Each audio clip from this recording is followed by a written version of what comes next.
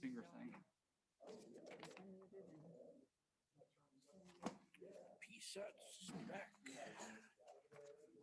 Oh, great. They already have the conference, P-sets. That was back in April, wasn't it?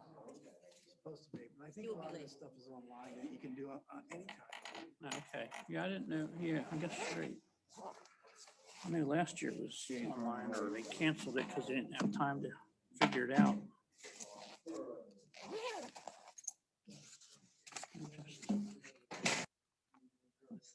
Thought they were doing it live this year, but I guess not. Huh.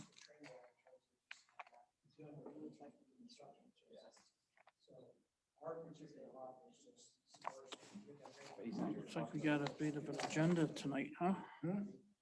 Looks like we have a bit of an agenda tonight. Pretty quick.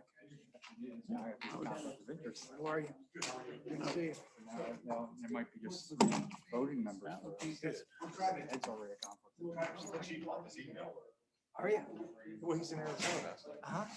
and he promised us that he wouldn't, he was gonna check out, like he was gonna relax. Have a He vacation. went there yesterday. Mhm. I come in this morning, and he's replying to all kinds of emails and forwarded emails. Hey, I I'm didn't gonna have see to the give him a hard look time at the with invoices. You- There are you no should. invoices in here. You should give him a hard Oh, yeah? time. Guy never takes a break. Okay. Needs to. I normally check to make sure I don't have that on. Are you busy? Yeah.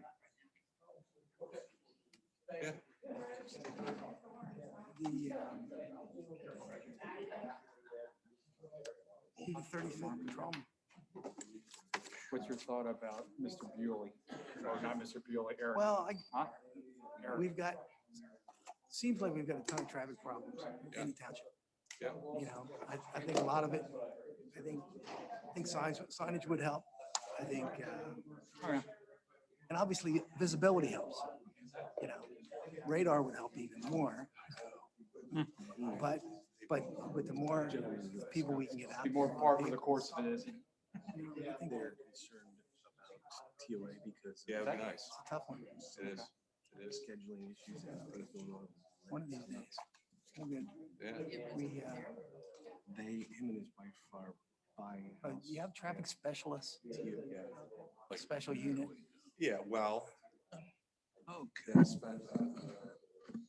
special enforcement unit, which is canine officer. It's just one person.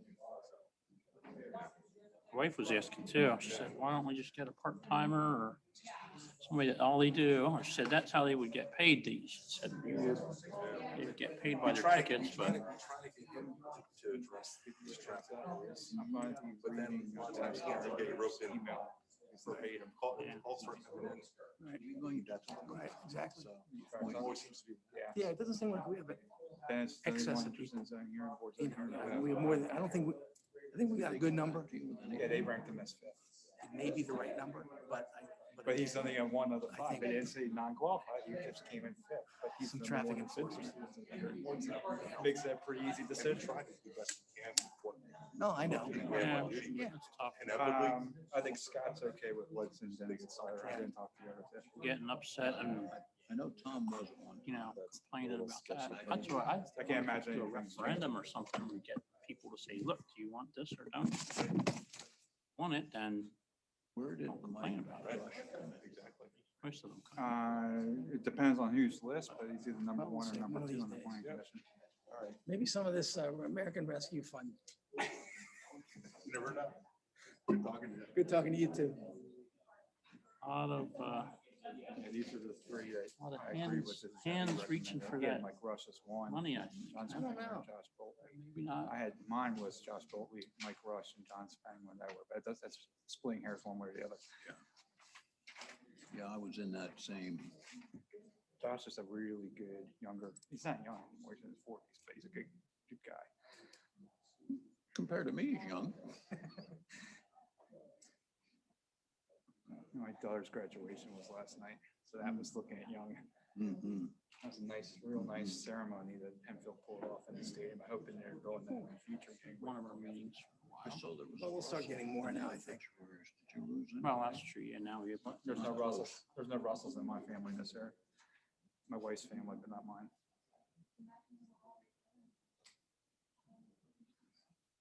Scott not gonna be here. He's gonna be a couple minutes late. All right, guys, you ready? Scott's gonna be late, so. Okay. Good evening. I'd like to welcome you to East Hempfield Township Board of Supervisors meeting.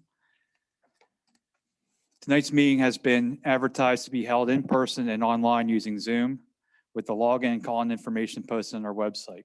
If you're calling into the meeting, I'd like to encourage you to remain on the call, but to also go to the township website by Googling East Hempfield Township and to log into our Zoom meeting following the instructions on the home webpage. Tonight's video and audio is being recorded. For tonight's meeting, Robert's rules will still apply and the meeting will be run by a chairman who will be assisted by an employee managing the Zoom site. Everyone on Zoom will have their microphones muted in order for audio to be heard clearly. During the meeting, both those present and online, only one person speaks at a time and they must be recognized by the chairman. Many people speaking at the same time combined with background noise make meetings like this impossible to hear on Zoom. This rule will be strictly enforced. For people utilizing Zoom, you'll need to utilize the chat function to be recognized by the chairman. To be recognized with the chat function, you must either be a presenter who's on the agenda or a resident or business owner in East Hempfield Township who wishes to comment on an agenda item where you must text your name and address. Your request to speak will then be passed on by staff to the chairman to be recognized. The steps to speak utilizing Zoom are simple. Request recognition by the chairman via chat to speak. Once recognized by a chairman, unmute your microphone. After receiving recognition, speak. And when done speaking, mute your microphone. For Zoom, any violations of the mentioned rules will be deemed to be acting out of order, and your microphone will be muted immediately without warning. Continued violations will result in you being electronically removed from the meeting. Robert's rules applies for all those attending the meeting in person. All voting tonight will be done by roll call vote to ensure all votes are properly accounted for. Roll call will be conducted by the township manager. There will not be any action taken on any non-agenda items of a non-emergency, non-urgent nature that arise during the meeting. All such items will be referred to staff and will be handled at a later meeting. East Hempfield Township's public comments or rules apply for all public comment. You must be a resident or business owner of the township to speak. You must identify yourself by name and address before speaking and sign the guest log for meeting purposes or follow the chat procedure already discussed for Zoom attendance. Comment is limited to 3 minutes and must be about the agenda item being discussed, with the exception of public comment at the end of the meeting for non-agenda items. And no action will be taken during the public comment period for non-agenda items, with all issues referred to staff. We thank you for your understanding on how we're going to run this meeting. And now we will move on to our first agenda item. Please join me for a moment of silence and the pledge to the flag.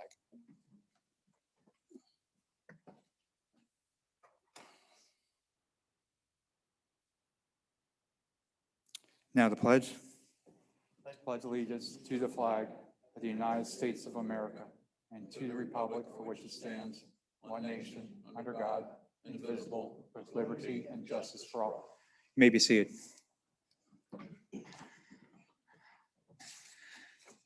Okay, our first item is a Comcast public hearing to hear public comment on the past performance and future needs. So Ms. Schweitzer, I think I might turn this one over to you. This one, please.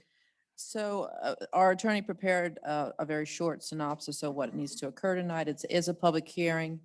It's a public hearing of the Board of Supervisors regarding the cable franchise renewal for the Township of East Hempfield.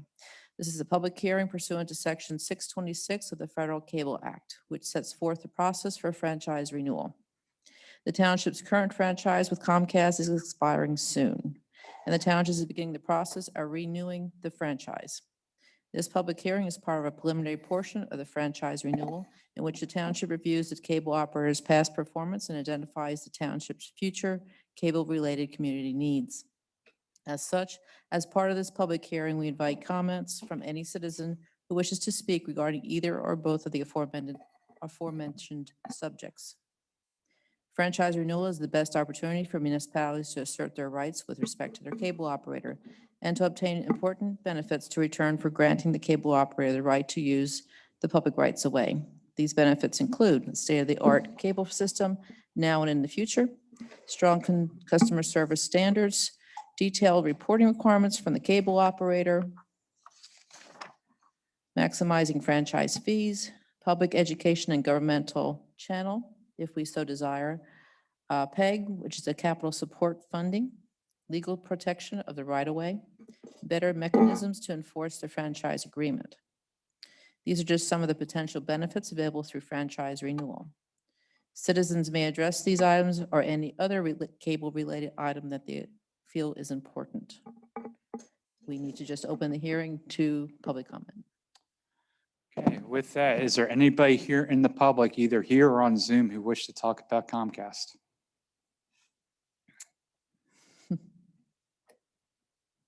I have no one on Zoom. Okay, so we got crickets right now on this one. How about the board? Since you guys are also part of the public at this point. Nothing.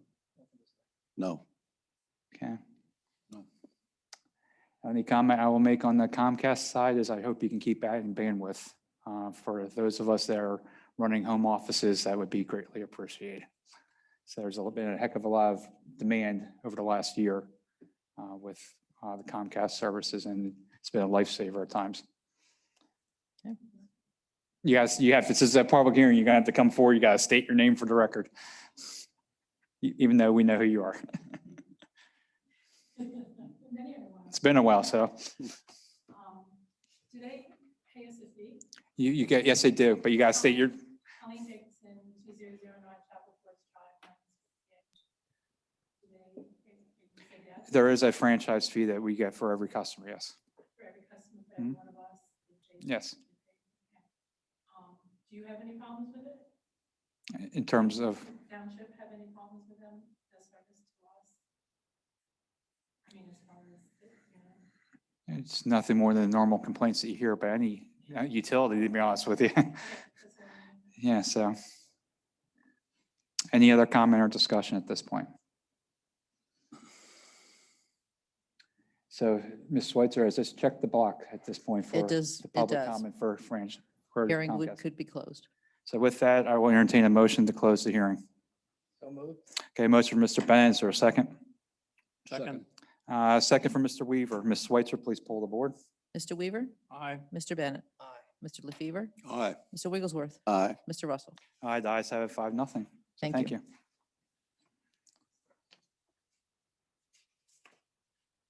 Okay, next up, we will move on to our consent agenda. The purpose of the consent agenda is to approve routine items that usually require very little debate or discussion. So at this point, I will open up to the board the consent agenda.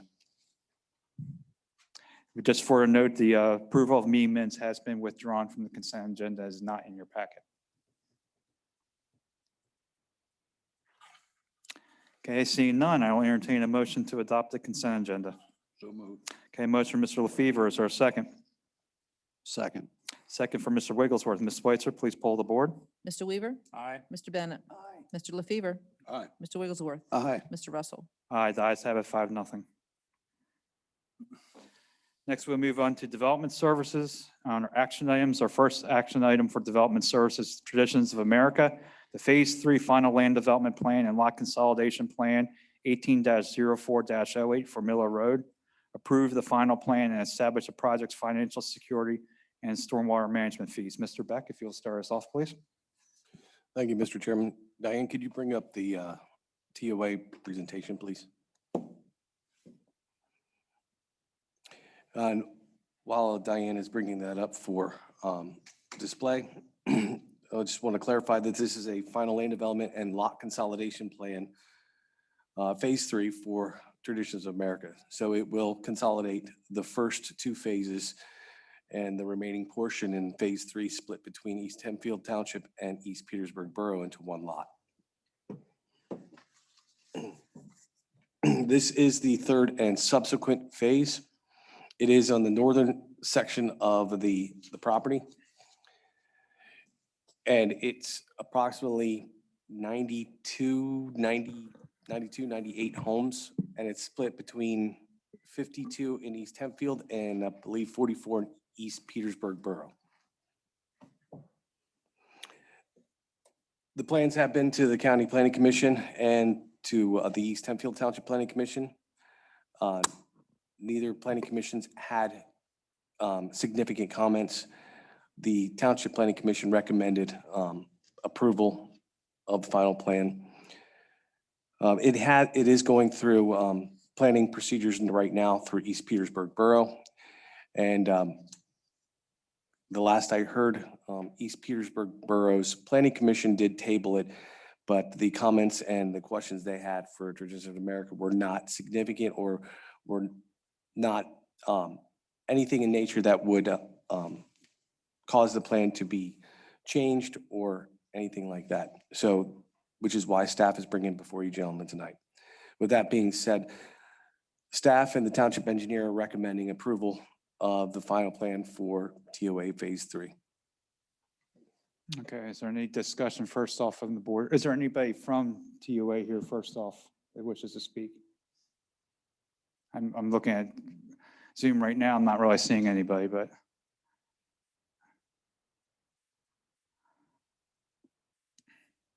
Okay, seeing that, is there any discussion of the board at this point? I'm assuming no comments or issues on the East Petersburg side for their portion? It's still going through their planning commission. They did Okay. table it to have some questions answered.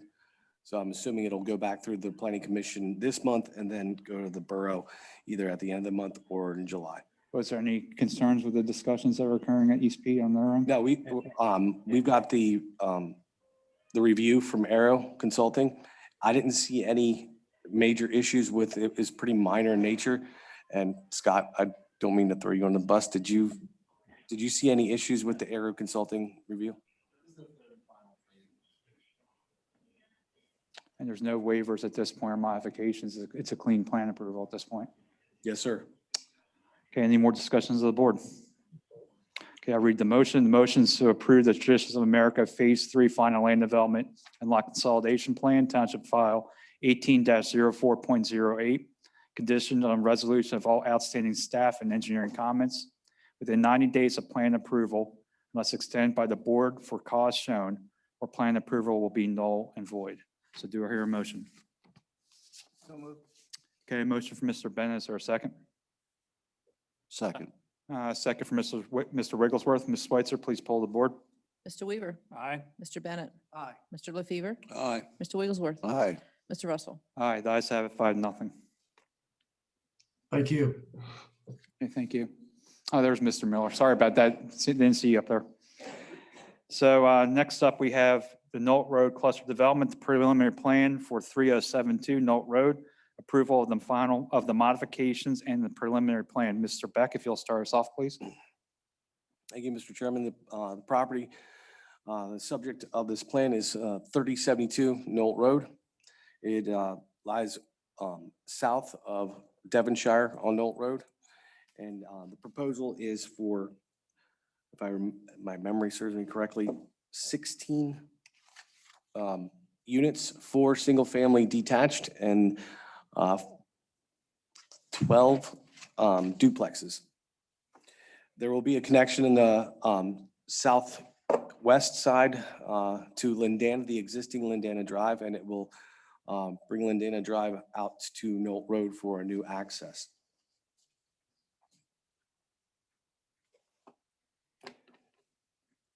This plan has gone through extensive review for traffic improvements and stormwater management. Chris Bauer is here from McMahon Associates for the traffic, and Scott Hain is here to discuss and go over any stormwater improvements.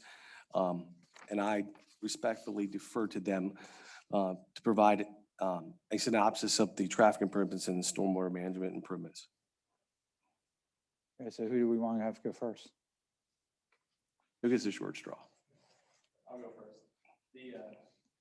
You have to, Scott, if,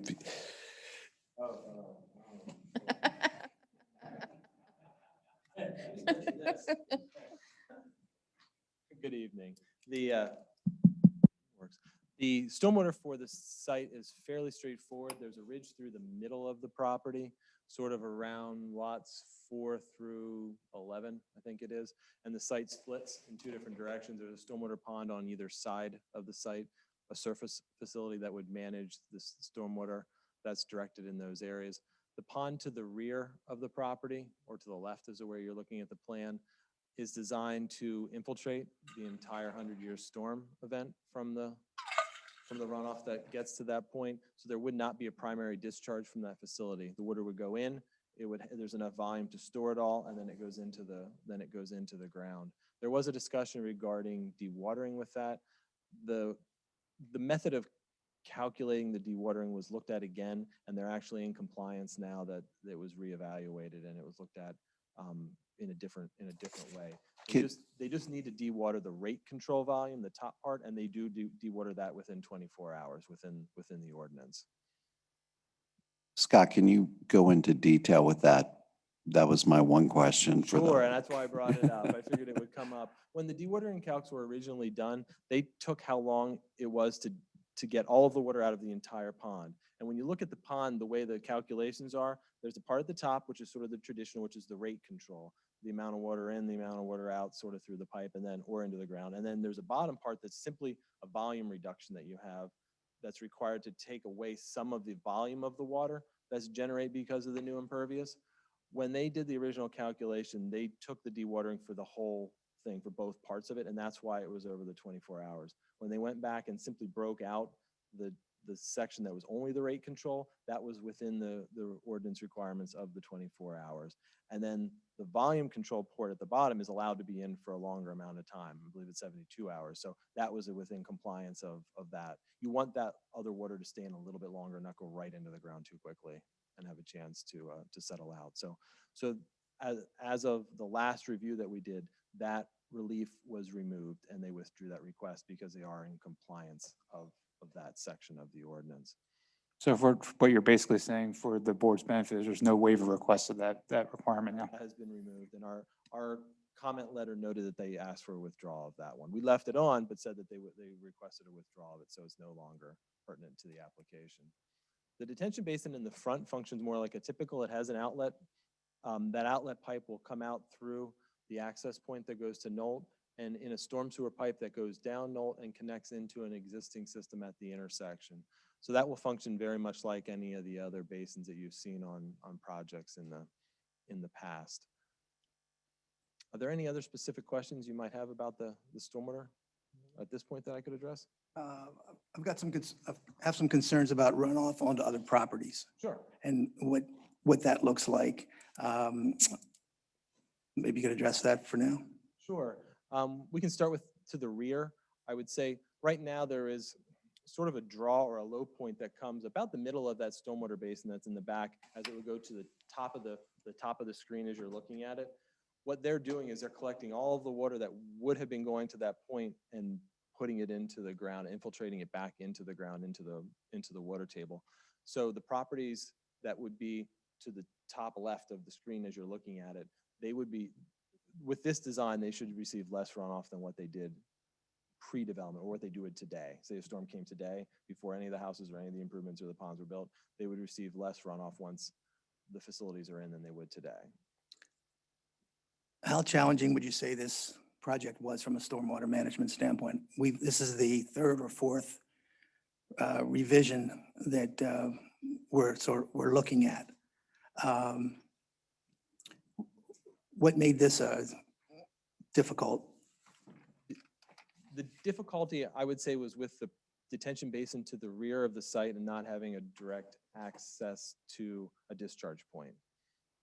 Short of being able to go onto the surface onto a neighbor and not having an easement or having a way to directly get it into a pipe to get it out, another option is to come up with a facility that infiltrates the entire volume. So what they had to do was go back and reevaluate and expand the footprint of the basin to allow for that amount of storage. And also there was another component of the ordinance that has to do with the loading ratio, how much of an area goes to that basin. And what you don't want to do is send too much impervious and too much water to too small of an area, because there's the thought that that could be detrimental mostly in the generation of sinkholes.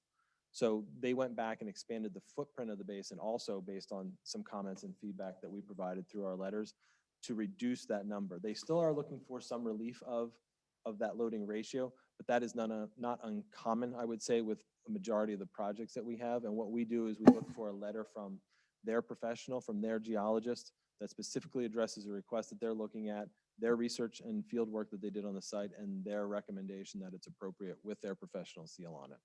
And that's consistent with what we've done on other projects as far as relief for that component. Scott, if you could get very close to the mic. I'm sorry. That's all right. It's our mics. Yeah, thank you. Scott, you said they were looking for relief. Is that in the way of a modification? Correct. They would be looking for a modification of the loading ratio for the detention basins, I believe, for both. And like I said, that is not uncommon. The regulations that were part of the model ordinance that the township adopted from DEP are fairly restrictive in what they allow for that. But again, with the guidance of the professional that worked on the site, we typically do allow for relief of that. And one of the requests was they were probably on the higher end of the typical relief that we would give. When they went back and modified the footprint of the basin, they were able to bring that number down some, more into the range of a typical relief request. The detention basin to the front of the site, as we said, collects the water and then directs it in a pipe that would take it out to their new Lindana. Yeah, I'm not very good with these. There we go. In a pipe and then out and then down, new section of pipe, and then would connect into an existing system that's down here. So that basin again would direct the water around and down. There was some discussion of an emergency spillway. There is an emergency spillway here which lines up with the draw through this area. That would only function if really this pond had more than a 100-year storm event come into it and this facility was clogged, then this would allow for water to go out through. The properties below the site, as again, there's a draw that comes through here now. These properties should receive considerably less water than what they do now, in that there's a berm built across here that catches all the water that would have been coming down that direction before. The water moving downstream, though, is moving into an area where we have had some fairly significant problems from a stormwater management That standpoint. would be, there's a swale that runs around the back of the apartment complex and then comes down in through the development towards the golf course. We have had some issues there in the past. The upper section of that was addressed through, basically it was a lack of maintenance, and that was addressed by cleaning that up and reestablishing that swale.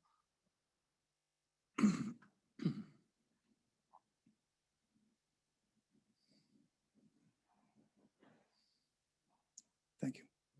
Any other questions? Any more questions for Mr. Hain? And this is only on stormwater, correct? Yeah. I'll still be here after Chris goes if you come up with any others. Okay. I can verify that the loading ratios are frequently higher than what DEP originally wanted to see. That's pretty common.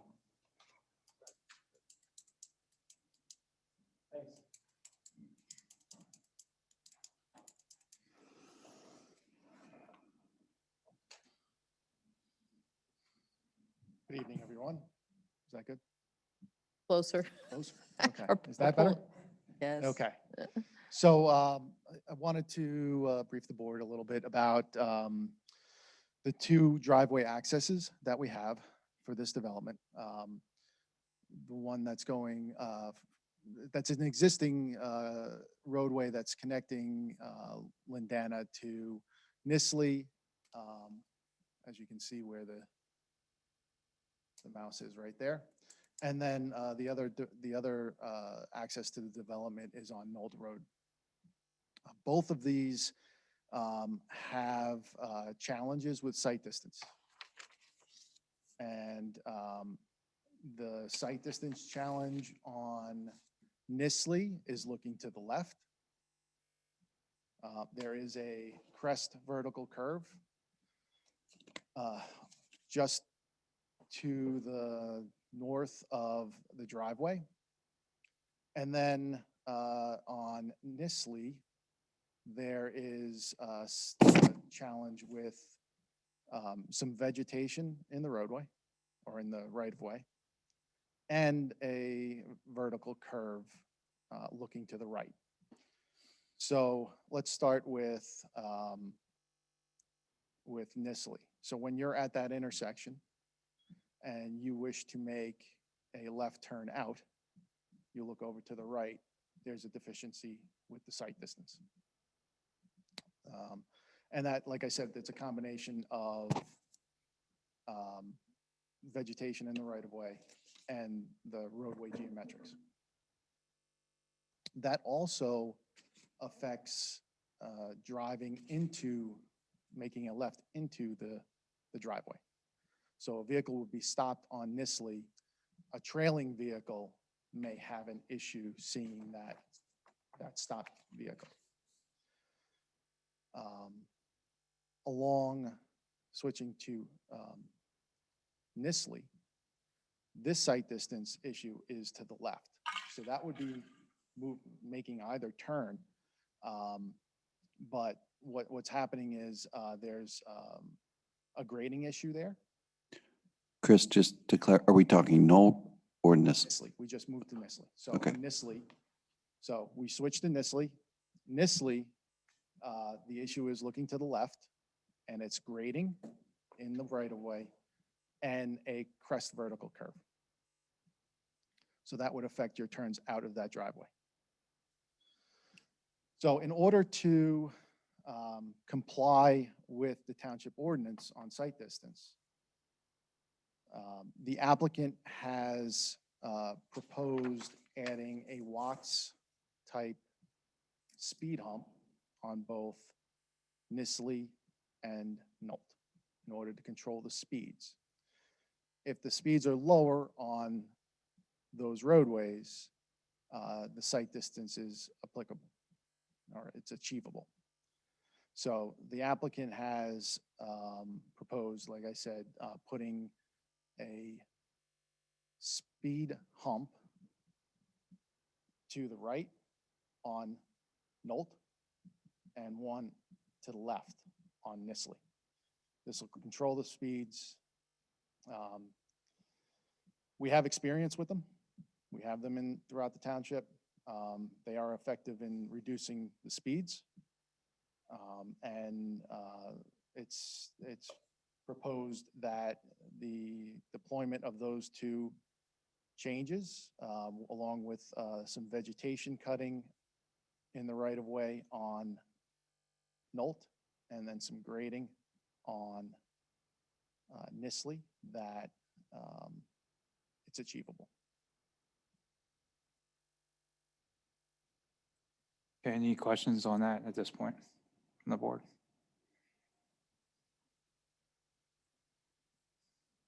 The only question has to do with speed humps. Does the traffic commission need to get involved with that?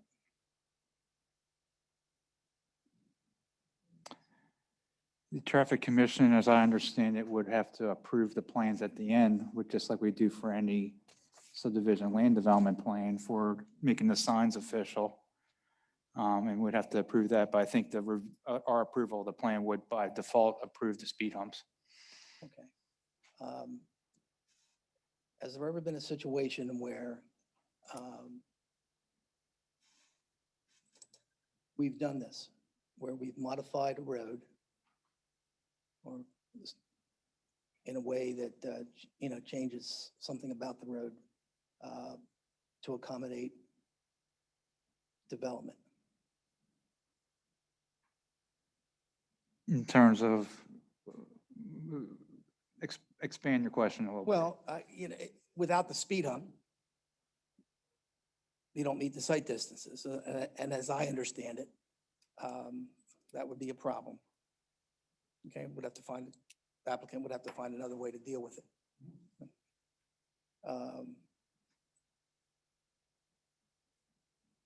So that's my point. And is this the only option? Again, John made reference to extensive reviews of this plan. There's been 3 or 4 of them, and I've got them all. I've got most of them right here. It's a very challenging development, I think. in my view. And I think in some ways it doesn't have to be. Some of the accommodations or modifications that are being requested on stormwater, I think have to do more with the number of residents, the density. I know that there's going to be homes there. And we've talked about this before, and I don't want to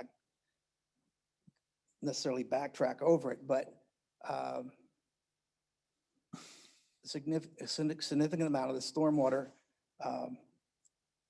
modifications have to deal with density. And we wouldn't, and in my view, just based on what I read, I'm still very concerned about downstream stormwater runoff. And whether or not what's being proposed, I know we're getting away from traffic here. What's being proposed is going to be satisfactory. So again, my question is, have we ever done this before? Made this accommodation from a roadway standpoint, where we've changed something significant about the roads, not one road, but two roads. I know speed humps slow things down, but should they be there? I think regardless of what development, even if they just put one home in, they would have a site distance issue at this point. And as I understand it, by making this change, they are compliant with our ordinance, even though this would be the first time we've actually had a road modification. But we have made developers in the past make adjustments to make site distance work. We just did it for the other Knolt development where we had them take out a tree on a neighbor's property in order to make the site distance work. So the criteria is either it works or it doesn't work based off our ordinance. And by slowing traffic down, as I would understand it, the way I would professionally look at it, that's now addressing our requirement for site distance. And that was my concern all along. And so they're making a geometric improvement to address the site distance, and they, quite frankly, have addressed my concern with site distance. And so if I were originally designing this and going the project, I probably would have done the same approach at this point. I would have either put a speed hump in, or I would have cut the road down a little bit to address the site distance, but I would have done something physical on the roadway to address it.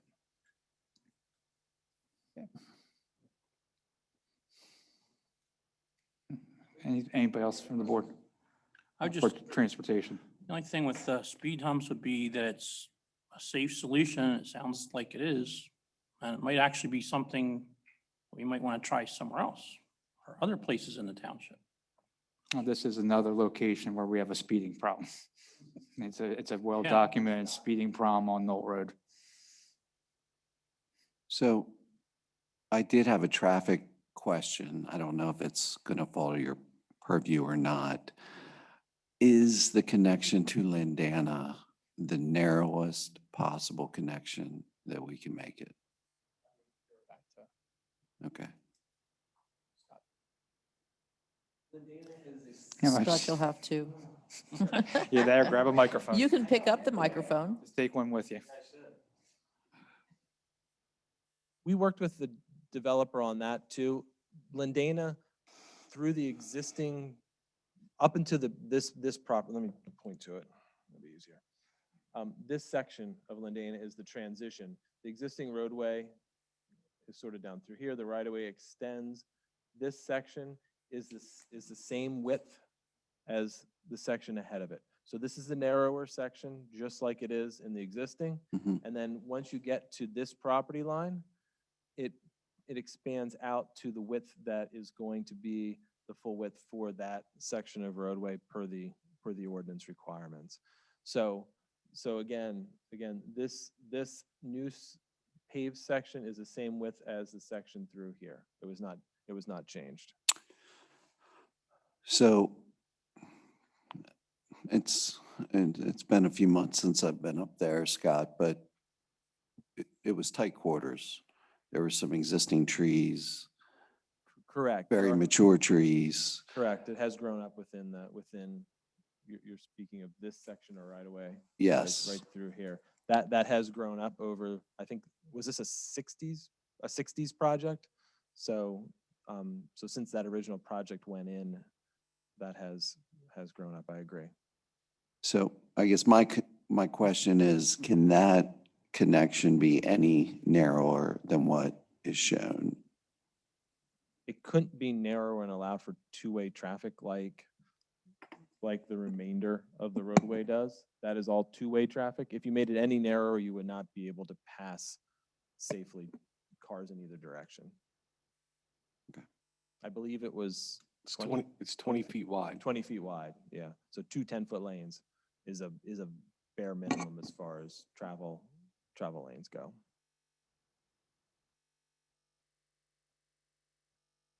And with the slope there, would it be a concern to make it a one-way or a yield lane? That's not something that's generally permitted within the ordinance, I don't think, not having, I mean, the problem is you have two-way on one side and then you would have two-way on the other side. So that would probably be atypical, I would say, as far as a roadway design would go. I get that. I'm just trying to minimize the impact to the current neighborhoods, and I'm thinking of like Knoll Road where it goes down to a one-lane bridge. We have a couple situations like that in the township, and not that I'm desiring to create one. Yeah, I just, yeah, that would be something that would need relief of the ordinance in order to go to that, I believe. Because typically, again, like you said, those are historical situations where you have those one-lane bridges and you're not really designing to that at this point. You would still need to remove a fair amount of vegetation even. So if you created an 11-foot lane or a 10-foot lane instead of the 20, you would save you'd save 5 feet on each side of clearing, but you'd still have the asphalt through the middle and the improvements. The original plan as it came in had the transition happening through this section. So it would have been actually getting wider as it got to the property line. That was, like I said, one of the main changes that was incorporated was to have that taper be within this area. and I do appreciate that. Yeah. Yeah. So again, the roadway will, as you drive up Lindana, would look the same from Nisley up to Lindana. Again, when you turn left on Lindana and within the new section. So I hate to put my two board members on the spot that are engineers. But what are your thoughts on that? Let Mr. Weaver go first for a change, since I do most of the talking. I don't think there's anything here that seems, like a deal killer. Seems like they've come up with solutions to everything that was an issue.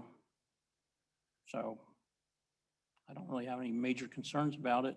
I mean, it's a land development, things can go wrong. There's agreements and maintenance that has to be done to correct anything that could go wrong. I mean, it's never 100% guaranteed that everything's going to work the way it's supposed to, which is why we have people like David Miller Associates to keep after it and then make sure the developer does follows the plan and that it's maintained. So. I guess I'll weigh in because I've been actually a proponent of the one-way things which we did on Farmingdale Road, and I thought that was actually, contrary to what some people said, I thought that was actually pretty successful. It is a concept, I hate to say it's done in Europe, but it is done in Europe, where they actually take a section of like a 25-foot, 50-foot section of roadway and they make it into a one-lane yield situation for traffic calming. if this plan advances, I would entertain talking about that in final design. Also, LCPC is all about getting the street widths reduced. And I think it's generally considered good planning.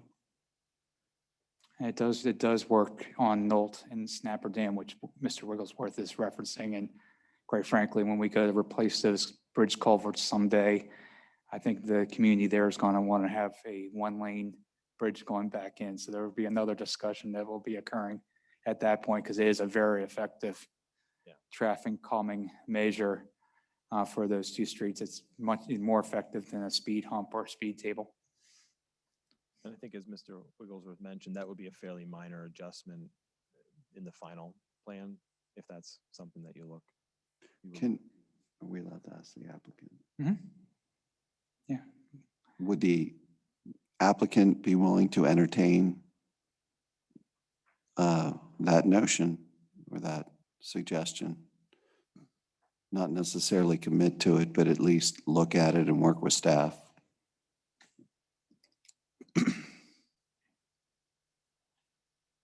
Scott, just to clarify, are you thinking a one-way up on the old road? Yield situation, Okay. like we did in Farmingdale Road. So that, it would still be two ways, except where the transition is, it would be short, narrowed down to where you would have to yield to oncoming traffic. Well, I'd like to see the narrowest part between the two neighbors. That's where I would like to see the narrowest part.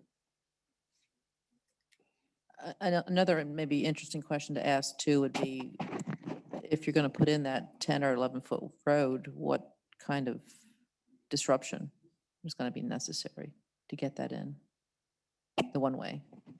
I mean, you're talking like 10 feet, so to actually get the road in, you're probably looking at a 20-foot disruption area. It would just knock the disruption proportionally by 10 feet. So maybe 30 feet of grading to put a 20-foot road in, 40-foot grading, whatever it is. So it just knocks 10 feet off. Right. Yeah, that would be, like I said, I believe that would be a fairly minor, as far as our concern, looking at it from a township side, a fairly minor change. As long as the roadway was still two-way and it wasn't a one-way situation, I think then it's a fairly minor change. to I the mean, plan. I don't see a speeding situation, although I do like, as we do land development work in the future, us incorporating traffic and speed control Sure, we into talk all about of all of our development projects going forward. And all this is more just trying to reduce the impact on the neighbors. But I mean, it would be less impervious, it would be less cost. I mean, it seems like it would be worth entertaining. So you mostly this transition area would just be the 10 or 11 feet. Correct. And then it would go from that across this. Like right now, we're transitioning from the 20 feet to the 24, I think. I forget what the internal is, but 27, okay. So then you would just transition from 11 to 27 through this area till you get to the intersection. You want to have it back to full width by the intersection, I believe. So that still function properly. are they utilizing parking on that side, that stretch of the street too? Is there on-street parking there I think proposed? the only part that doesn't have parking is out here, is that correct? Yeah. This section was also narrowed slightly because of some grading impacts. So there was a reduction or elimination of parking in that area. That made sense because there aren't any units in this area, so it wasn't really a necessity to have parking there anyway. So that sort of goes along those lines of reducing that pavement footprint and reducing impervious too.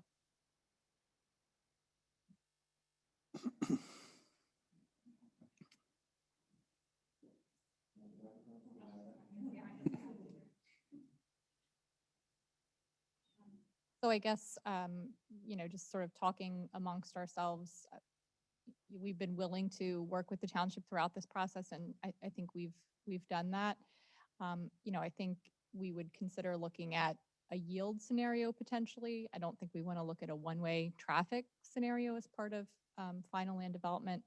I guess my only question would be, what we're trying to achieve in doing that. Would it be a traffic calming measure? Is it to try to preserve vegetation. I'm not sure what the goal of that roadway configuration would be.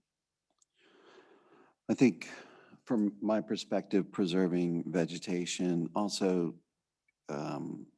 less disruption. I mean, the two neighbors directly south of there are the ones that are going to be the most impacted by this development. And if you travel up through there, it's, I think no matter what, it's going to be a big disturbance to them. But if we can minimize it to as much as possible and it makes sense for everybody, it seems like a common sense solution to me. If we can, you know, make the yield, like you said, if you want a two-way, do a yield, it's less cost, it's less disruption, less impervious. So it's not a commitment. I'm just asking. Yeah, I think we'd certainly be willing to explore it. You know, I don't want to make a commitment standing here without fully evaluating it. You know, I do question to some extent creating a new traffic pattern there that might be somewhat confusing for folks, whether that is really going to minimize the impact. But, you know, we'd certainly be willing to look at it. Okay. Any more transportation comments at this point? I know you can't ask questions, but any more on the transportation side at this point? Okay, with that, does the applicant have anything to present beyond what the staff has just talked about? So just very briefly, I will say, obviously, Claudia Shank from McNeese, also on behalf of the applicant here, we have Chris Benarchek with RGS and Jared Neal, who's our traffic consultant with TPD. We're certainly happy to answer any questions that the board has about this plan, preliminary plan that's before you this evening.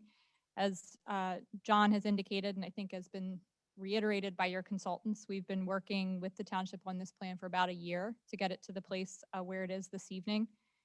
We have received clean review letters from both David Miller Associates and from McMahon. We've addressed all of the comments, and the waivers and modifications that we are requesting are being recommended for approval.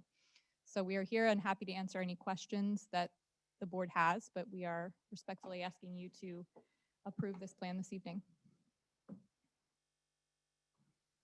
Any questions for the applicant or the board before we turn over to the public?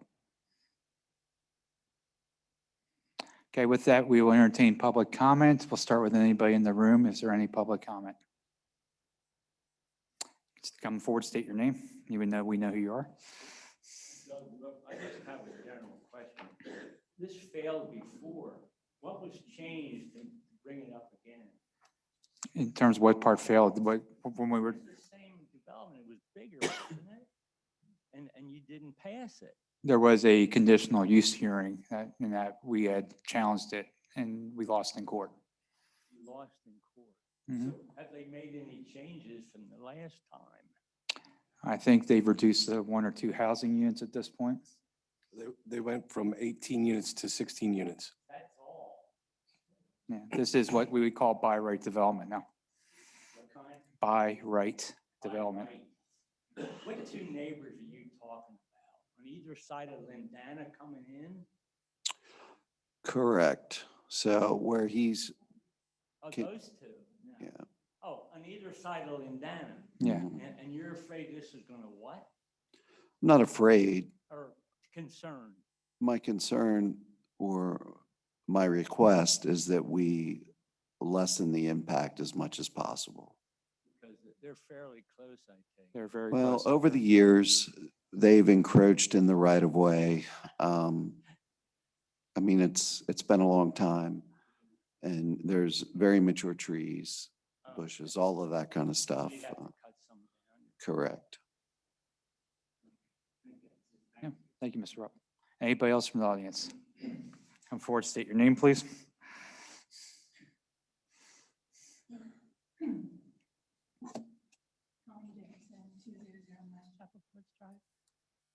I need to orient myself with this.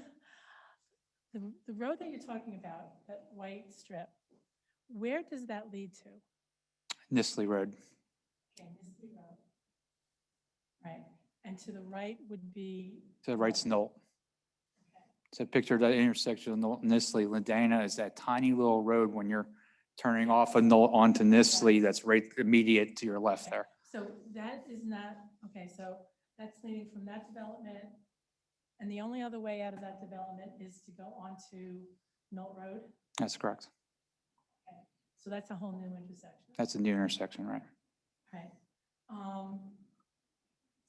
You know Miller Road in East Pete, when you go towards Hempfield Township, they have that bridge too, like you're talking about on Knoll Road.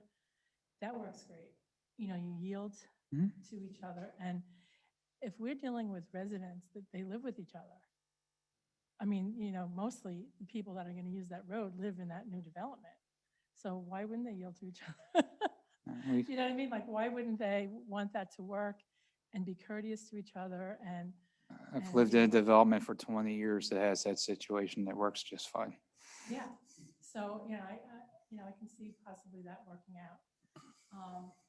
Now, I have a beef with the intersection of Knoll Road and Nisley Road, because 25 years ago, my daughter was born and my husband had a car accident there where a person was pulling out, the person was going south on Nisley. And my husband was going, oh no, they were coming from here, okay, on Nisley Road. My husband was going south on Knoll Road. And the woman pulled out on the stop sign and broadside them because of the poles that were there. So I've always had an issue with that intersection. There's the poles, and then the light, the sun in the afternoon is just like glaring at you. But I have a problem with that. I mean, I don't know if you can put a light there, or I know there's a light already on Knott Road in Centerville, but I think that whole intersection needs to look at it more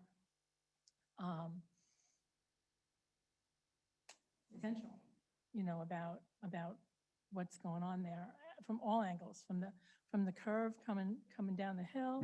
Because even when I come from Turkey Hill to cross over on Knott Road on Nisley, it's hard to see. Like, you know, you have to inch out before you ever pull on to go across this Knoll, because the cars come quickly around that hill to go straight. So I think, you know, just as a township, we should look at that whole intersection anyway, if we're having added traffic from the housing development. Well, the one benefit we're going to have is they are putting that speed table in, so that is going to help slow down some of the traffic down that hill.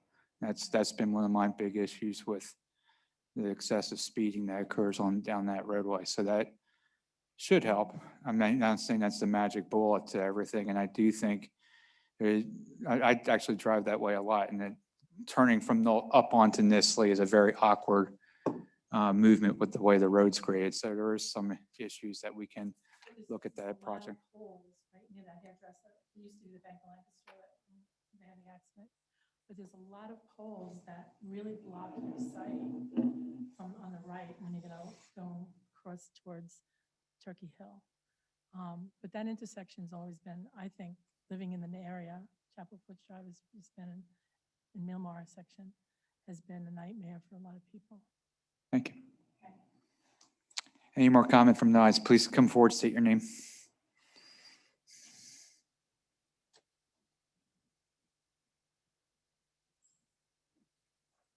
My name's Janet Halley, and I live at 818 Stonebridge Drive, and I'm directly behind, I guess, Lot 5 and Lot 6, or 4 and 6, somewhere in there, yes.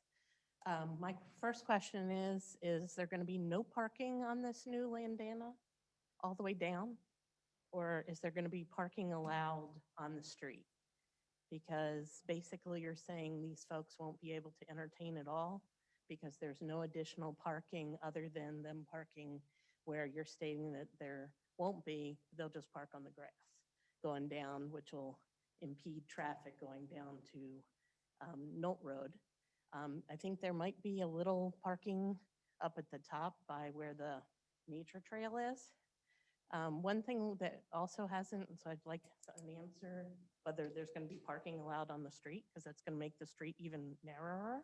and more difficult to- which area are you talking about? Intersection of Lindana in front of the homes.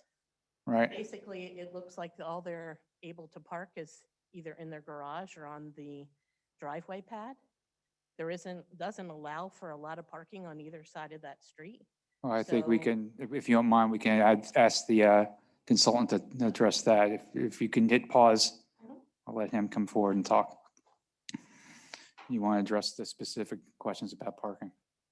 Good evening, Chris Vanarchik with RGS. Yes, there is parking available on one side of the street, with the exception of the short entrance off of Knolt Road. The south side. Well, planned south as you're looking at it there. Side on the top or the side on the bottom? Lots, was that 1 through 8, 9 through that Okay, side? So the parking will be allowed on, so that'll, how wide is that street? 27.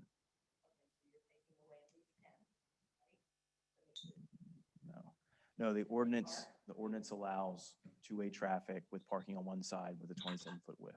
Right, but it still narrows that space, my point. You might allow it, but it's still narrowing the road there, correct? If it's 27 and you have a parking, it's still gonna make that section. Yeah, narrow. Chris, if I may, parallel parking is 8.5 feet wide. So, Okay, so it still narrows the road. so it would take it down to 20.5. Okay. And then will the section then going down towards the, towards Knolt Road, will that allow parking there? Sorry, Towards Knolt Road on the gooseneck or whatever you want to call it. no, that throat So will it'll not be have parking. posted, no parking. Correct, Okay, so there'll be signs that they won't be able to. correct. Okay, that should be interesting. Also for the stormwater management, there's been no discussion about the additional, or pointed out, or even on your drawings, but they're on other drawings that have come up.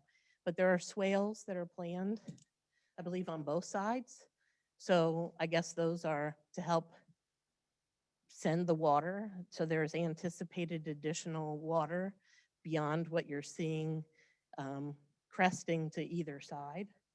So you're moving it along behind both sides of properties.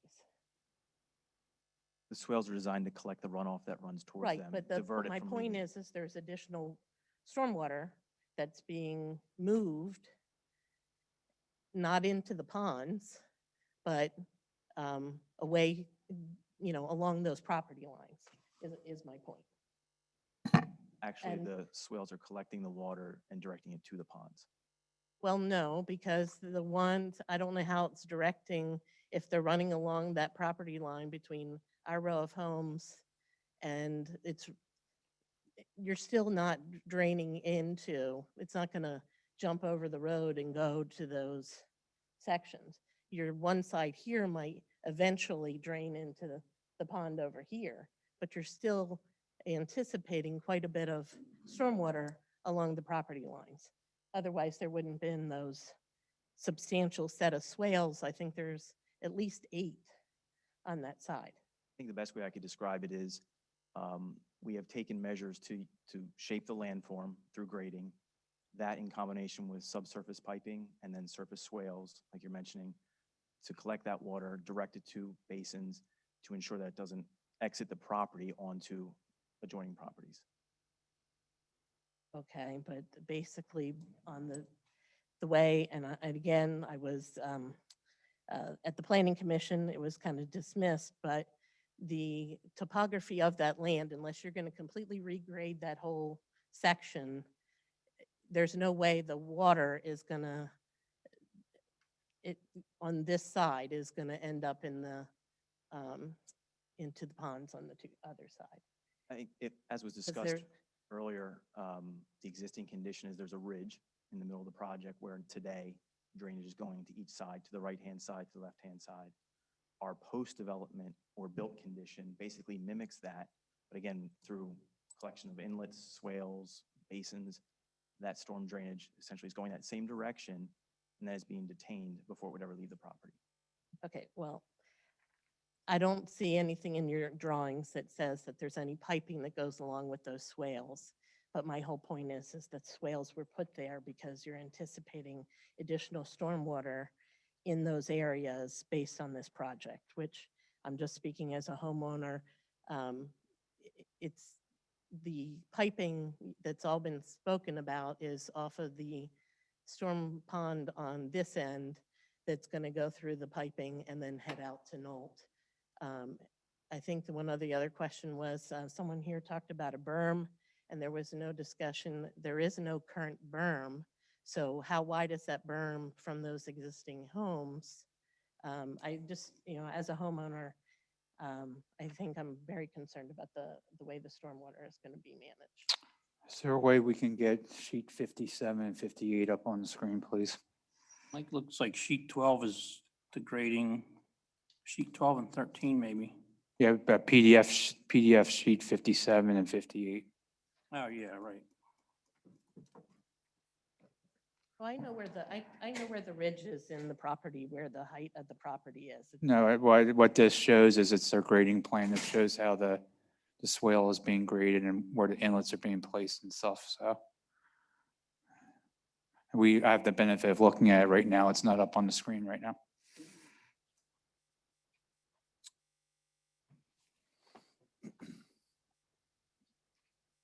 While we're waiting that, do you have another question to why we have the engineer up here? As I can only speak about the concerns that's before the board, that's pretty much what I have to say. But the only other thing, I notice I'm probably one of the only neighbors here, and I'm just going to throw this out there, and I'm surprised that the minutes weren't approved because most of the neighbors probably weren't aware because this agenda was not posted until 4:59 on Monday.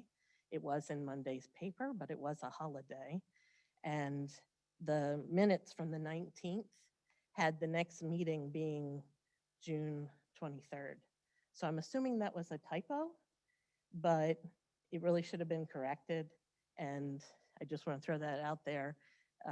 If you notice, you didn't have a lot of public comment about some very pointed things, especially Comcast, that people aren't aware of what's happening here tonight because of the late posting. And I realize that I guess you have the legal of 24 hours, but the date error on the last minute notes at the bottom for the 23rd, and then the late posting on a holiday could be a reason why there isn't a lot of participation. So I'm The board's meeting minutes or Okay. agenda wasn't posted until 4:59 on Monday evening, Okay. the holiday. And you can see that on your own website. So I'm just voicing the concern. I don't know why the minutes were crossed out, but if you check your minutes from the 19th, it said the next board meeting is June 23rd. Even though there was a calendar spot, I'm just pointing out that, it's kind of interesting that it's so late notice to the public. But it is open on the approved minutes that you're talking about, or? On the unapproved minutes from May 19th, it was listed as your next meeting would be June 23rd, there is a meeting for June 23rd, but there's a meeting for June 2nd. we Those always draft have- minutes are not public, so I'm not sure the minutes Well, you're the referring to. minutes- Maybe the agenda, on the Well, bottom on of the the agenda. agenda. Okay. It could have, Yeah, so you can. It could when you have a your different- Internet access, you can take a look and see. So but she's correct that the agenda was not posted on the website until that time on Memorial Day, when is it usually posted? Cindy? when I have a chance to do it. Typic- Quite honestly, that's when it happens. Okay. I try to do it as quickly as possible. There's no other intent. It just gets done when I have the I'm time. not insinuating that there was, Mhm. but the late notice. There is no legal requirement for us to post the agenda on the website. Our minutes for posts our advertising for the year is done on an annual basis, which advertises the meetings. Our agendas are not required to be posted. They're posted as a courtesy to our residents, and that's why you also see it in the newspaper on the community page. So I guess, just so we're clear, is there anything out of the ordinary that happened here with the posting of the agenda? No. Okay. Well, other than it was later than usual and it was on a holiday. Well, if it's posted on Monday and it was posted on this Monday, it is a holiday, but it's typically posted on a Monday. So, I mean, I understand where you're No, coming and from, it but was, I'm just pointing out that the prior agenda said the next meeting is the 23rd. So, and there was nothing to indicate that you had a meeting today until the paper on Monday. I'm just saying your lack of participation is probably part of that reason. The Comcast, there was a separate notice in the newspaper for that hearing. I just used that as an example. Right. All right, I'm not going to get anywhere here, but Well, you had asked, now we have the grading plans up there. So Mr. Vernarchek, could you please explain what we're seeing right now? Sure. So as I had mentioned, along the property lines, we're collecting and conveying or directing drainage via overland swales to either inlets or in some cases, in this case, from here down into the facility directly. But in either piping case, involved with that, or is it just the swale? yes, these lines represent the shape of the landform, which are swales that collect the drainage. So if there's runoff coming from this house, it's not getting to this property. It's being collected in this swale to this inlet, which is then piped underground and then surface swale again into this facility. Correct.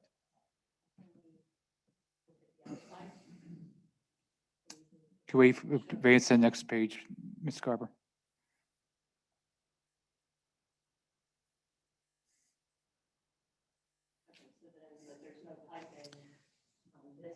Mrs. Haley, could you speak into the microphone for the benefit of people I'm on just Zoom? pointing out that there's no piping or appears to be no piping on this side. So it's just running down that side. Is that correct?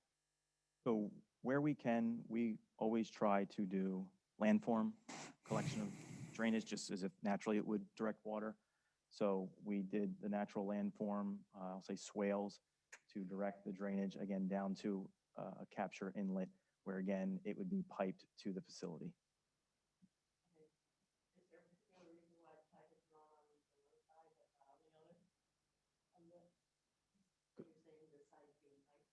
Because we have a preference that we would do it with landform over pipe, because it's more natural. You have vegetation, it helps cleanse the stormwater runoff versus a pipe.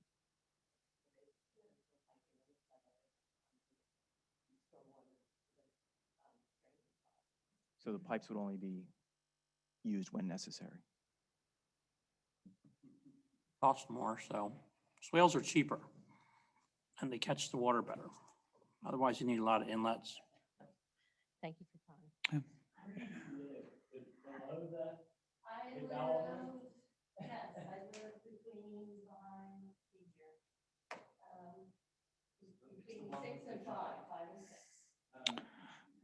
Okay, any more from the audience? Real brief, because I want to give some people on Zoom if there's anybody. Colleen Jacobson, if a problem exists after the construction is done, is there any recourse to help the neighbors that will have a problem?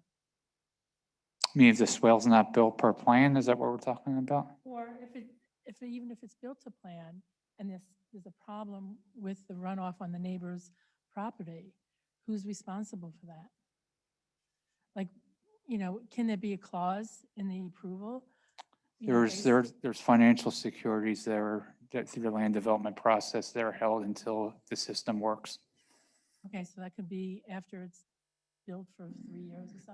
No, you'll know whether it's working or not right off the bat with the first Well, rainstorm. Depends on the rain, but, that's all I want to know because, I want to make sure, and like you do, that residents are covered for any type of issues that they have after this as opposed to what they had before.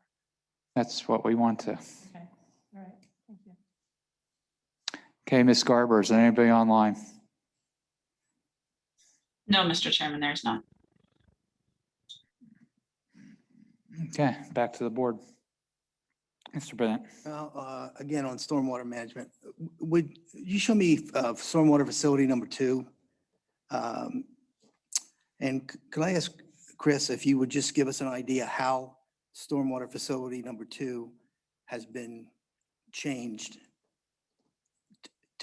to bring the situation into compliance with what's required? And initially, the facility was less than a 100-year storm? Yeah, no, I appreciate the question to help clarify what we've done with this project. So if, I guess very briefly, if this was a typical land development plan subdivision in the township that I'm sure come through all the time as an application, there are criteria that we need to meet with our design. Comes down from, as the manual was referenced, the state DEP manual, with regard to how much rate and volume control you have on a property. You measure the existing condition and the proposed condition. So that sets the basis of how we move forward. So originally, when we designed this plan, we designed it to meet your ordinance. Then when the plan was submitted, there was a lot of questions coming up from nearby residents, which is understandable. They had questions about runoff coming towards their property. So we heard that. We went back to the drawing board.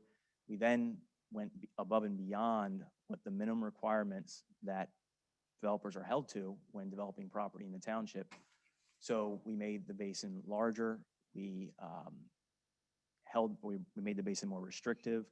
We are infiltrating essentially the 100-year storm. So if a 100-year storm comes through, this site is designed, that Stormwater Management Facility 2 that's up on the screen, will essentially, the stormwater will be collected. It'll be directed to that facility and detained or held there and infiltrated until it seeps down back into the ground, like as if it was a natural condition on a pervious or grass condition, versus running off the property. So there's a standard reduction in the amount of water that can leave your property when you develop it.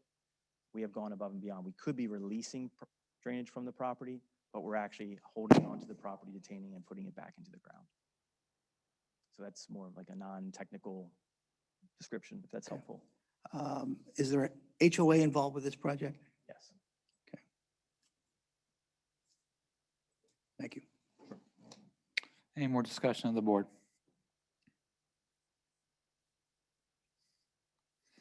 Okay, we have only 4 voting members tonight to talk. I'm going to read the motions. So first, we're going to talk about the modifications.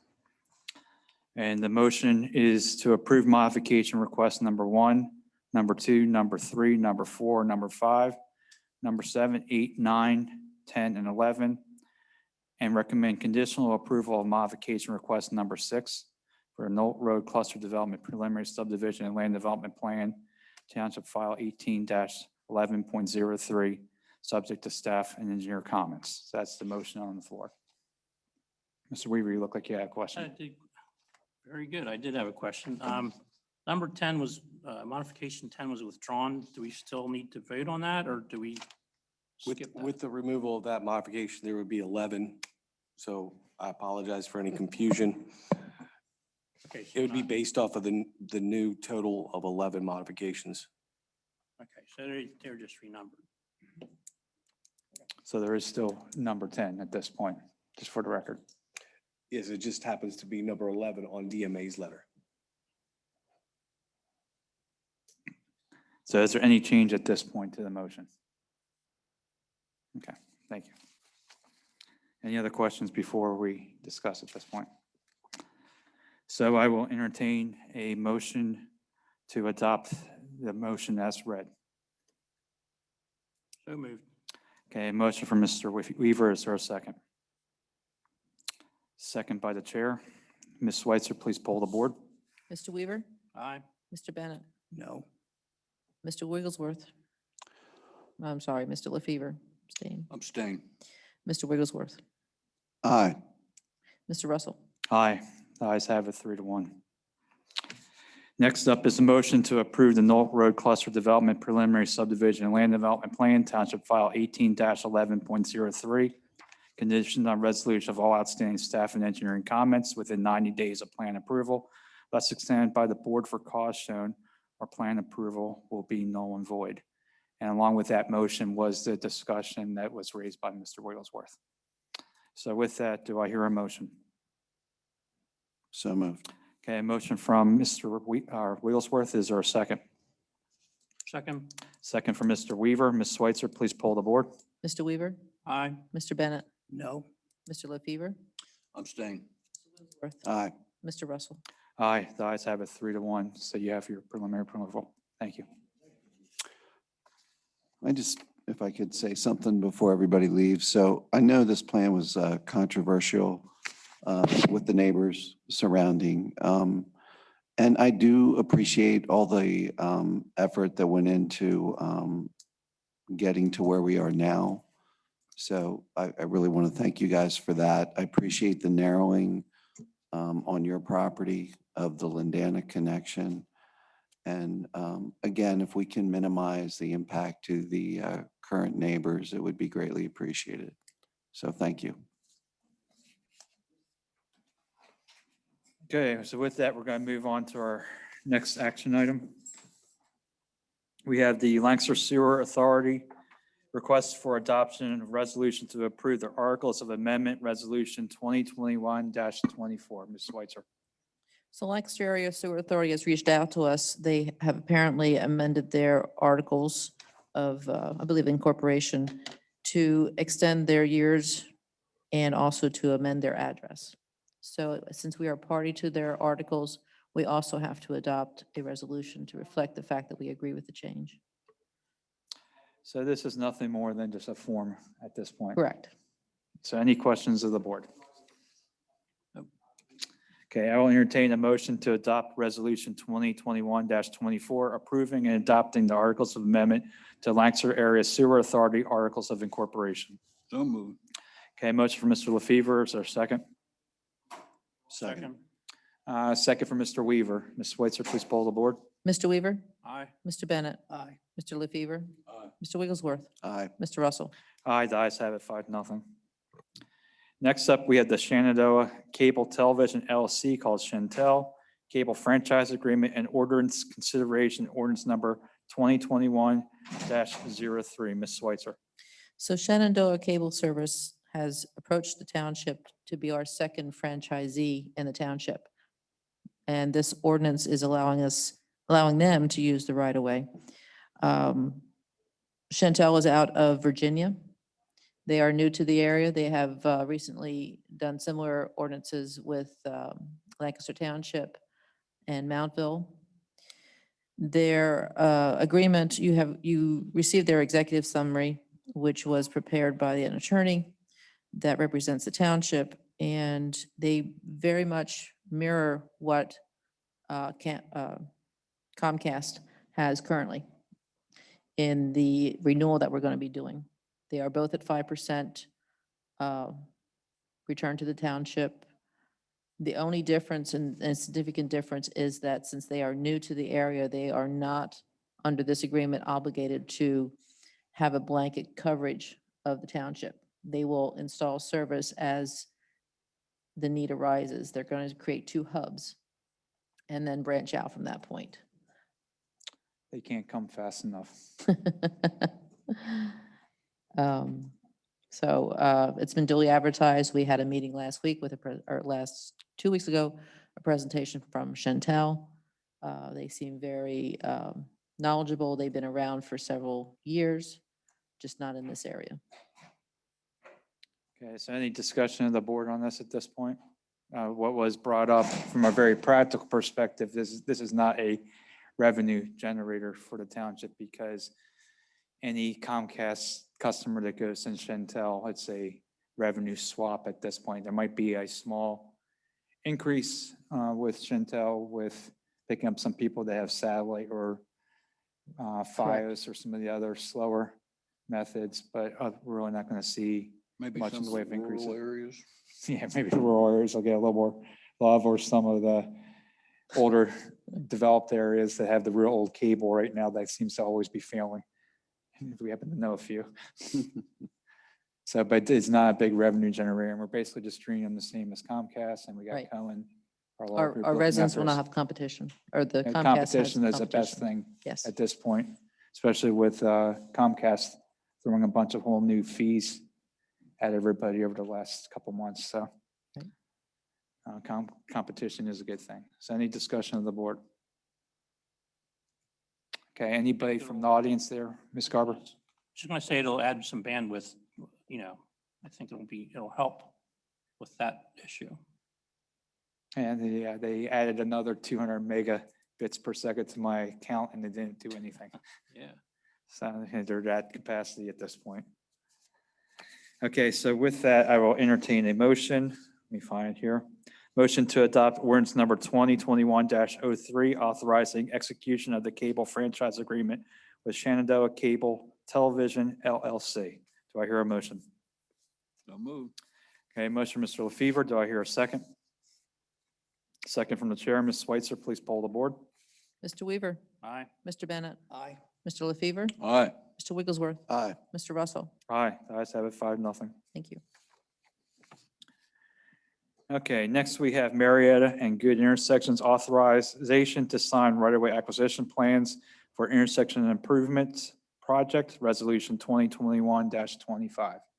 So this project is part of the Farmingdale Long-Term Improvement Plan. It's specifically for the Marietta and Good intersection. The right-of-way plan that you had in your packet needs to go to PennDOT, and the resolution that you have in your packet is what we are required to sign to send that to PennDOT for review and approval. Okay, any discussion of the board at this point? Anybody from the audience? This is to do signal improvements at Good Drive and Marietta. So it's to put a right turn lane in. Okay, so with that, I will entertain authors a motion, and the motion is, let me read it here.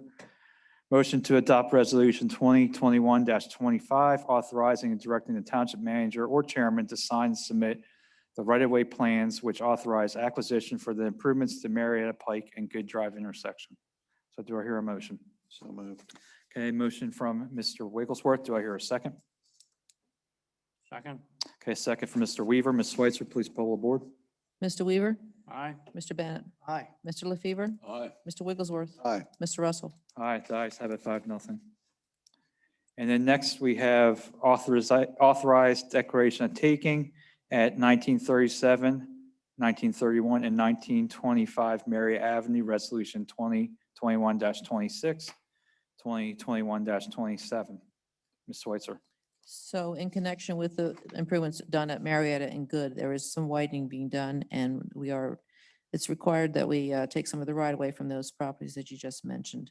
There are a total of 6 properties. We've settled with 4, and these are we settled with 3. These are the remaining 3 that we are requesting that you authorize the declaration of taking so we can keep moving forward on the project. Okay, any discussion of the board? Anybody from the audience? Ms. Garber, anybody up on Zoom at this point? Strip takes. Strip takes of a couple feet, that's what we're talking. It's basically to put, like I said, a turn lane in. Okay, so I'll entertain a motion to adopt resolution 2021-26, authorizing acquisition of right-of-way and easements at 1937 Marietta Avenue, and to adopt resolution 2021-27, authorizing acquisition of right-of-way and easements at 1925 and 1931 Marietta Avenue. So do I hear a motion? So moved. Motion from Mr. Wigglesworth. Do I hear a second? Second. Second from Mr. LaFever. Ms. Switzer, please poll the board. Mr. Weaver, Aye. Mr. Bennett, Aye. Mr. LaFever, Aye. Mr. Wigglesworth, Aye. Mr. Russell. Aye, the ayes have it, 5-0. And more right away. So next up, we have is Centerville Road Widening Project, Resolution 2021-28, authorizing the acquisition or appropriation of an easement across certain reciprocal easement rights at 3002 Hempfield Road. Ms. Switzer. Again, this is the Centerville Road widening project. We are working through the acquisition of right-of-way. There's quite a few. This was one that we have tried to negotiate and didn't come to terms, and we're asking for the authorization to move forward with the resolution. Any discussion of the board? They get compensated for it, yep. It's actually a process to go through. Anybody from the audience? Ms. Garber, is anybody there? Okay, seeing none. I'll entertain a motion, let me find it here. Motion to adopt resolution 2021-28, authorizing acquisition of an easement at 3002 Hempfield Road. So do I hear a motion? So moved. Motion, Mr. LaFever. Do I hear a second? Second from the chair. Ms. Switzer, please poll the board. Mr. Weaver? Aye. Mr. Bennett? Aye. Mr. LaFever? Aye. Mr. Wigglesworth? Aye. Mr. Russell? Aye, the ayes have it, 5-0. Okay, next up, we had the Church Street resurfacing project. Is that something based off my conversation that we should be tabling? I'll explain in a moment, or Yeah, we'd like to table that, yes. I just have some questions about the concept of us reimbursing PennDOT for handicap ramps. We've not done that before for any of PennDOT's other paving projects. So I asked Ms. Schweitzer to do a little more research on why this project is asking us to contribute for something that PennDOT's required to do. So, we'll, since that is an action item, I'll entertain a motion to table. So moved. Okay, motion for Mr. LaFever, is there a second? Second. Second for Mr. Wigglesworth. Ms. Schweitzer, please poll the board. Mr. Weaver? Aye. Mr. Bennett? Aye. Mr. LaFever? Aye. Mr. Wigglesworth? Aye. Mr. Russell? Aye, the ayes have it, 5-0 to table. Now we have the parking ordinance amendment, adoption consideration of ordinance 2021-04. Mr. Beck? Thank you, Mr. Chairman.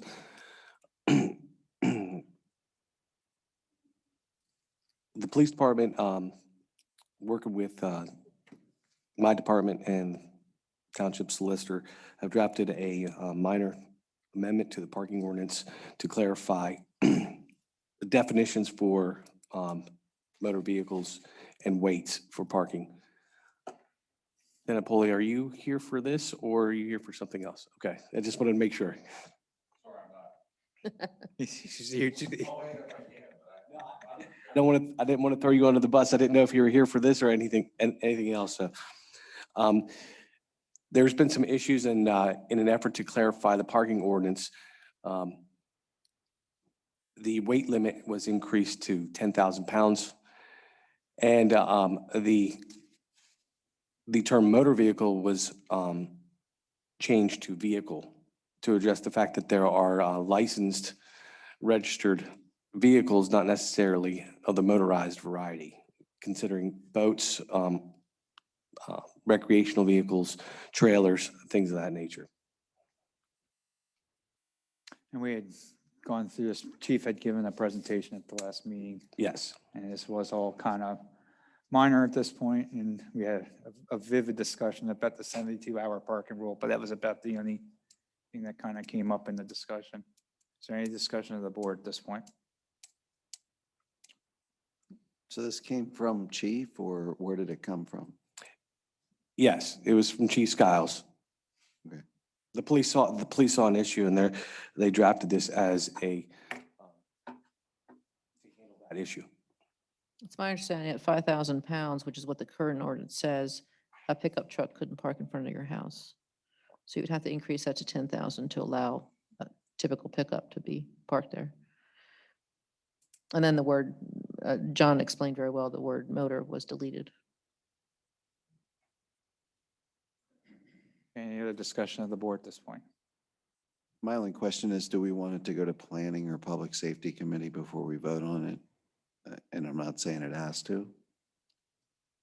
I believe it was at Public Works. I'm going by memory though. Actually, I can't- don't think it don't- was. It was just, we wasn't it? just talked about, you weren't at the last meeting. I can't remember where you, can't remember when we, Maybe not this Public was Works. talked about at the last meeting, previous meeting. I can't remember if that was the one you missed. Okay. I mean, it was really minor, some very minor wordsmithing that only someone like Chief Skiles, detail-oriented, would take concern with, in my personal opinion, right or wrong. And the only concern I had brought up, which after we talked a little bit more with Chief, was I didn't like the 72-hour rule. But realistically, that's not something that's easy to enforce, and it really would be to catch the vehicles that park for months at one spot. and cause issues. So once Chief explained that, I was on my end okay with everything that was in the ordinance. Everything else seemed really minor. The biggest thing was the whole pickup truck weight limit requirement that he had brought up. So They're getting bigger and bigger all the time. there are some big pickup trucks. Any, I'm good. okay. Any discussion from the audience at this point with the parking ordinance? Okay, seeing none, I will entertain a motion to adopt ordinance number 2021-04, amending the East Hempfield Township parking regulations. Do I hear a motion? So moved. Okay, motion for Mr. Weaver. Do I hear a second? Second. Second for Mr. Wigglesworth. Ms. Switzer, please poll the board. Mr. Weaver? Aye. Mr. Bennett? Aye. Mr. LaFever? Aye. Mr. Wigglesworth? Aye. Mr. Russell? Aye, the ayes have it, 5-0. Now we have the Honey Run 5K use of our roadways on August 22nd, 2021. Ms. Garber? Thank you, Mr. Chairman. Hempfield Rec Center has submitted an application for August 22nd, 2021 for their annual 5K Honey Run and Kids Fun Run, beginning and ending in Amos Hart Park as it has done in the past, with the route spanning Harrisburg Pike, Camp Meeting Road, Church Street, Bowman Road, and Nisley Road, and requiring multiple traffic control points for the safety of the participants. East Hempfield Township Police will provide traffic control as in years past, and township staff will provide traffic control equipment and trash receptacles, also the same as in years past. So staff recommends that the board approve Hempfield Rec Center's application to hold the 2021 Amos Her 5K Honey Run on August 22nd, 2021 on the specified township roadways, with traffic controlled by the Township Police Department as required. Staff further recommends that the board permit the chair to sign the indemnification agreement for the above mentioned event and associated roadway closures on Sunday, August 22nd, 2021, with closures occurring from 17 to 1800 hours on that date. Any discussion on the board for this item that we've approved year after year? Anybody from the audience? Okay, seeing none, I will entertain a motion to approve the Hempfield Rec Center's application to hold the 2021 annual Amos Her 5K Honey Run on August 22nd, 2021 on the specified township roads with traffic controlled by the East Hempfield Township Police Department as required, and authorize the chair or vice chair to sign the indemnification agreement for the event and associated roadway closures on Sunday, August 22nd, 2021, with the closures occurring from 5 p.m. to 6 p.m. So do I hear a motion? So moved. Motion from, was it Mr. Wigglesworth? Was it Mr. Weaver? Mr. Weaver. Okay, so motion from Mr. Wigglesworth, second from Mr. Weaver. Ms. Switzer, please poll the board. Mr. Weaver? Aye. Mr. Bennett? Aye. Mr. LaFever? Aye. Mr. Wigglesworth? Aye. Mr. Russell? Aye, the ayes have it, 5-0. Next, we have the zoning hearing and planning commission recommendations to fill alternate positions. So we have had this on our agenda for a while now. We had conducted, Ms. Switzer, what interviews? How long ago was that now? It was a while ago at this point. I would believe March, yes. March. Yes. We've had the planning commission and the zoning hearing board participate in it. We've gotten feedback from both the zoning hearing board and the planning commission. And now we have the names to present. We had two different scenarios presented to us. We have the one the planning commission had presented, and we also have the one that Dennis Geringer had prepared with his justification. As I understand it, of all the people we've interviewed, none of them were interested in the zoning hearing board, but Mr. Geringer is.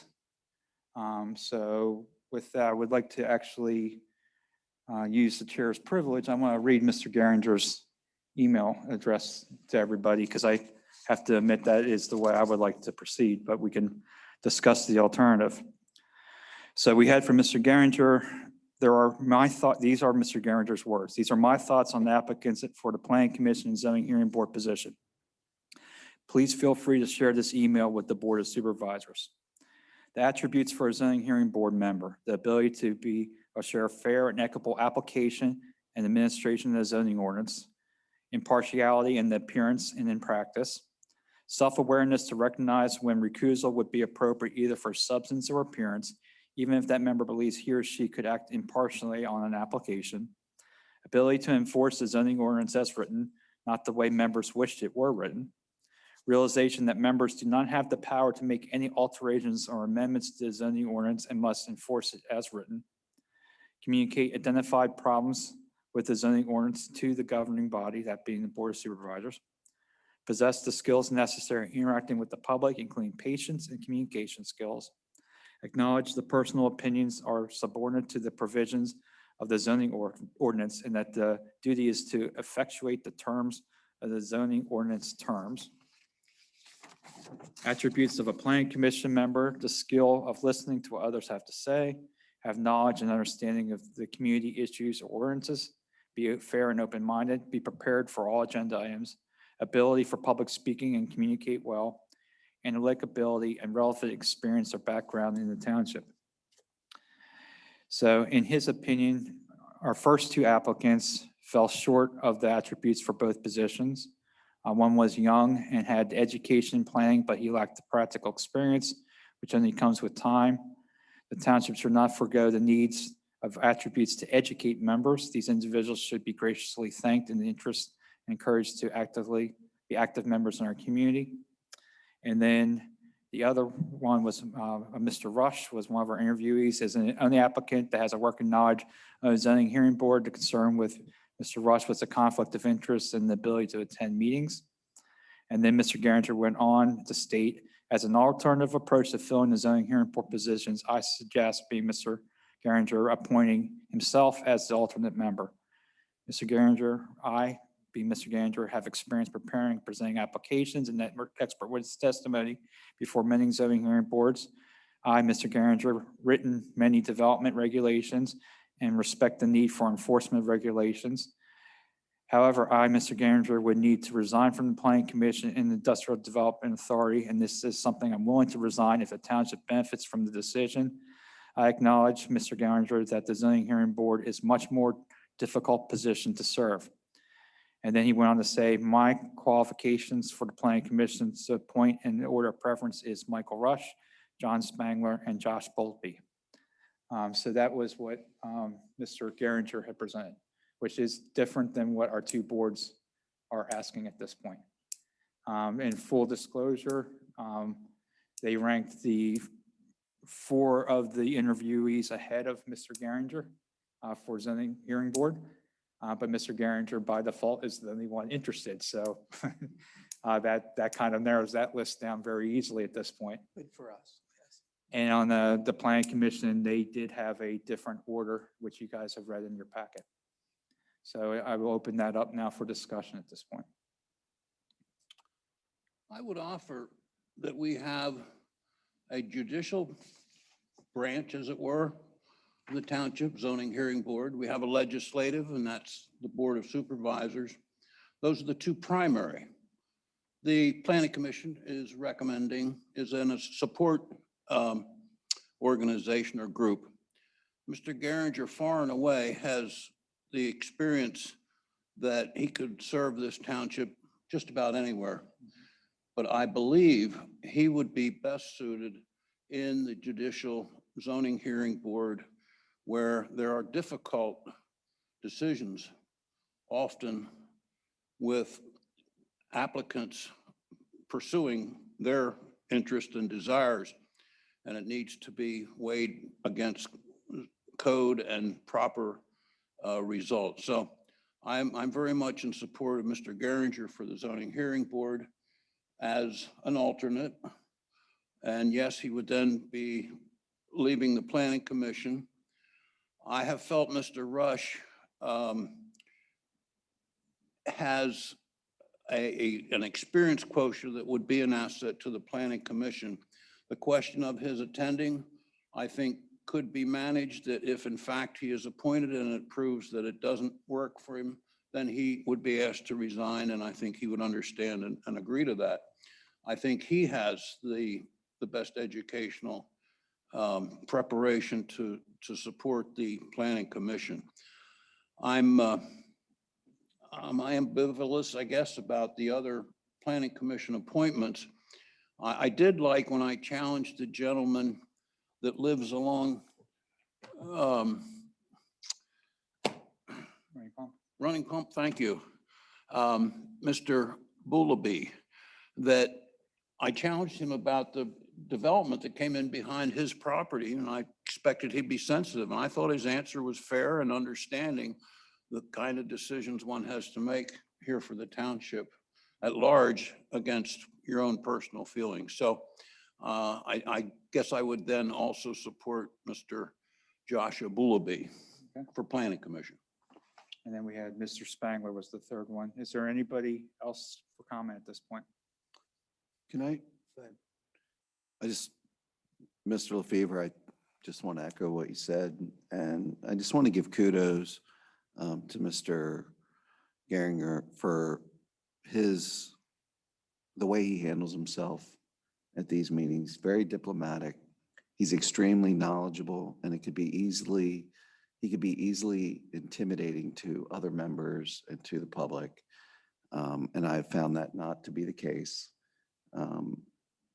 It's tough sometimes as we sit up here. I don't speak engineer.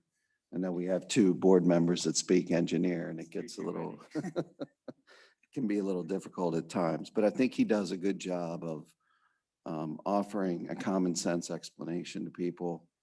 He's well-mannered and has a good disposition about him. So I too agree that he would be an excellent candidate for that position. Okay, any other comments, the board? I just, oh, okay. Okay. For Mr. Garinger, I will admit that I did have some concerns when he showed an interest in the planning commission. I think I was wrong about those. I talked with some other members who think he's great, and they really think he's a great contributor. I think he would be an excellent zoning hearing board alternate. I think it's alternate or member. Alternate there, yeah. Or either alternate or member. And he's interested, so I think that seems like a no-brainer. For the planning commission, I don't really have any preferences. I think I said before I would defer to the planning commission's choices. I know when having served on there that they do look for differences of opinion. They don't really want yes men or however you want to put it, yes women. They like to have a difference of professions, and there's no question about, say, developing north of 283. That's not what I mean by difference of opinion, but they do like to have some different perspectives. So that my preference would be to take the planning commission's recommendations. Although if the will of the board is a different order, I will support that. Finally, I would support both Scott and Ed and their comments concerning Dennis. He takes a very professional approach to everything that he does. It's measured. It's just amazing. He's been a good resource for me in the time that I've been here. And again, not being an engineer, I need that help from time to time. Dennis would be great for zoning hearing board, and that makes 3 that we need for alternates on planning, right? Yeah, that's why he recommended 3 names. Yeah. And I guess I would go with Rush, Spangler, and Boulby's how you say the last name. Willoughby. Yeah, well, that's it. Yeah, would be my picks. Yeah, my order was slightly different than Mr. Garinger. I actually had Josh at the top of the list, but that's a little bit of professional bias because I've gotten to work with him over the years on opposing sides. I've been on the municipal side. He's been on the developer side on a number of projects over the last 2 decades, or the last decade at least, that I've been at, and I've found him to be very respectful, very thorough, does well representing his interests, but has an understanding of the municipal perspective. And he's gotten to experience land development up personal with probably having the most impacted property of any property over the last 10 years with land development, with where his property was when industrial popped up right next to his property. And that will have been an opportunity for him to do things differently than the way he handled it. And he was very gracious. He worked with the developer. He got some accommodations that were reasonable. And I thought he handled himself very well in a situation that'd be very challenging for someone who actually is in that profession to have that actually developing in your backyard like he did. So I was very impressed with how he handled himself with that project in particular. So, but I'm good with all three of those candidates. I thought we are talking about experience now. So you have three candidates that were very experienced, where the two that are not on the list, one lacks experience and the other one meant well, but he just didn't interview well. So with that, I'm going to kind of wing this one because there's not a prepared motion because this is more of a discussion item. But I will entertain, I'm going to break this up into two separate motions. I will entertain that we accept the resignation of Dennis Garinger from the Planning Commission as the Planning Commission Alternative and Industrial Development Authority member, and accept and appoint Dennis Garinger to the Zoning Hearing Board as a Zoning Hearing Board alternate. So there, okay, motion for Mr. LaFever. Do I have a second? Second. Second for Mr. Wigglesworth. Ms. Switzer, please poll the board. Mr. Weaver? Aye. Mr. Bennett? Aye. Mr. LaFever? Aye. Mr. Wigglesworth? Aye. Mr. Russell? Aye, the ayes have it, 5-0. And then I would entertain a motion that we appoint the following three individuals to serve as Planning Commission alternatives: Mr. Michael Rush, Mr. John Spangler, and Mr. Josh Boltby. Do I hear a motion? So moved. Okay, motion from Mr. Wigglesworth. Do I hear a second? Second from the chair. Ms. Switzer, please poll the board. Mr. Weaver? Mr. Bennett? Aye. Mr. LaFever? Aye. Mr. Wigglesworth? Aye. Mr. Russell? Aye, the ayes have it, 5-0. I thought I saw Josh Boltby on the screen, which I do up there. So Mr. Boltby, thank you for your service and appreciate you checking in on the meeting. So Mr. Chairman, there's no crucial time frame, but that leaves a vacancy with the Industrial Development Authority. Did you want to pull from this applicant pool, or did you want to re-advertise? I could think And- we could possibly open that up first, the existing applicant pool, see if there's an interest Okay. for that. I could think of actually Mr. Rush with his background actually would be an awesome candidate for an industrial development Mhm. board with his financial background that goes along with his construction background. But I could think any one of those candidates would possibly be a good candidate. And if that doesn't pan out, There's no conflict with Planning Commission and Industrial Board. nope, there's none. As a matter of whether people are even interested. That's actually a hard one to fill. Yeah, I'd say if he's interested, I agree.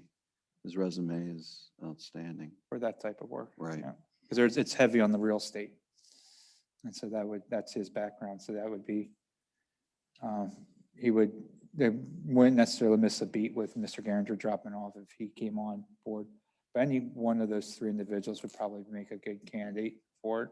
And if not, we can advertise. You're talking about the three, Well, the ones Ones we, you we'd appointed, open or- up, we can first see if there's an interest. I think if the Of all board's the willing, applicants? Yeah. Okay. If that's what the will of the board is. Doesn't mean they're going to get appointed, but that, at least Right. we can see if they're interested. Nope.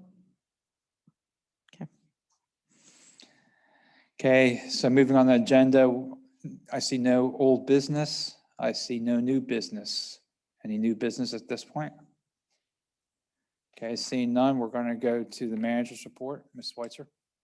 So you received a copy of my report, just give you some of the highlights. The Old Royerstown Road Bridge project, that's a replacement project. The let date on that has been moved to 2/2022. We're still working through some PP&L utility coordination issues with them. Farmingdale Road, we've heard enough of that. Tonight, State Road, we're working through payment markings with the 3 projects.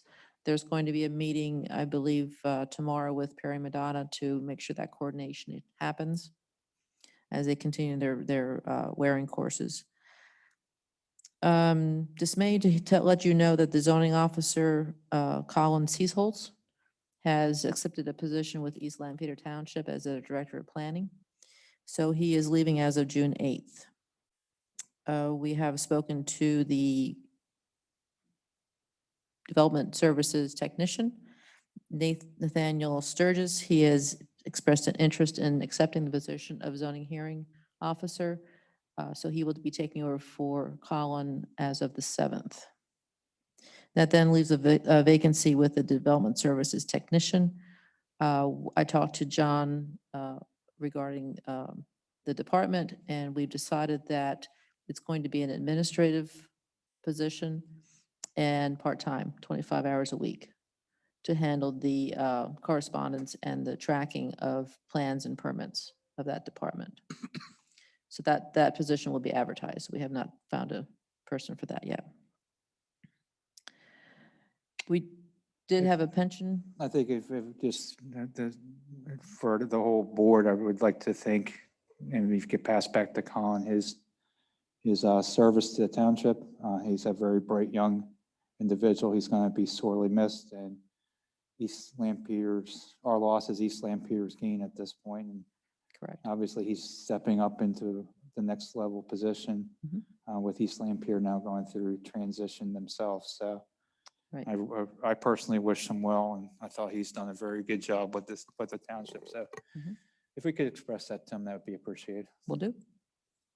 Are you enjoying your vacation? No, not yet. So the meeting report outs, I do want to actually read the pension committee report, which I thought was very interesting. We met and reviewed the past performance and the status of the plans. Both the police and the non-uniform plans are doing very well. The estimated municipal contribution for 2022 will be much lower than 2021. As of 1/1/2021, funding ratios are 92% for the police and 111% for the non-uniform. Gerard is suggesting Ms. updates. Schweitzer, could you repeat that? Because that's important. It is important. As of 1/1/21, the funding ratio, which is the amount of unfunded liability, or the funded liability, the funded portion of the plan is at 92% for the police and 111% for the non-uniformed. Gerard is suggesting updates to the mortality tables, reducing the long-term interest rate expectation and the salary scale. When that happens, those changes have to go back before the Board of Supervisors. So they will be going to the Admin and Finance Committee first for review. But when that occurs, or should it occur, and we accept all 3, the funding ratio of the plans, they estimate them to be 89% for the police and 102% for the non-uniform. And even the 89% is a bit low. It's probably going to be above the 90 range when everything gets settled out. The group also discussed the funding ratio to the other post-employment benefit, what we call the OPEB plan. It is currently designed for a 4 to 5% rate of return. When you compare that with the police and the non-uniform, which is a 7.5% of return, the primary funding mechanism in the OPEB is bonds, so their ratio is lower. And Gerard is suggesting that we perhaps consider shifting the ratio and moving that maybe 3%, some of the funds out of bonds into equities to increase the return. We didn't want to go too aggressively, but slowly move into that direction. What the Finance Committee had talked about previously is trying to get a little bit better rate of return, because that's not going to be a fund that we've had any need to address at this point, and so we might as well try and get some growth out of it versus just, and now that we're going into a more higher inflationary period of time now, 3% is not going to cut it long term for If we start getting 3 or 4% inflation, we're going to need to grow something at a faster rate. So that was discussed to see if we can boost that fund up. Mhm. The OPEB is basically in place to cover retiree health costs and has not been used at all since it was set up for that purpose. So basically what it has become is a rainy day fund for our future Board of Supervisors because we have covered all of our retiree healthcare costs through the general fund to date. So, and that is a declining number over time. So there's no reason why we don't get a little bit more aggressive with that fund and try and get better than a small increase above the rate of inflation that we've been currently getting. Mr. Ben, if you have. The investment return was excellent, you know, for the last period. The only other thing I'd mention and maybe add is that we did make a decision to break out that one portion of the, I guess it was the employee 401k. We actually have two non-uniform plans, a Exactly. defined contribution and defined benefit. Right, And right now the funds are combined. right. And he suggests now that they have actual funds in the defined contribution, that those funds should be separated. Right, exactly. That was the only other thing I Yeah. could remember. Now, we are going to adjust the mortuary tables, which is going conservative, which then will knock us down below 90%. So we'll enjoy the 90% while it lasts.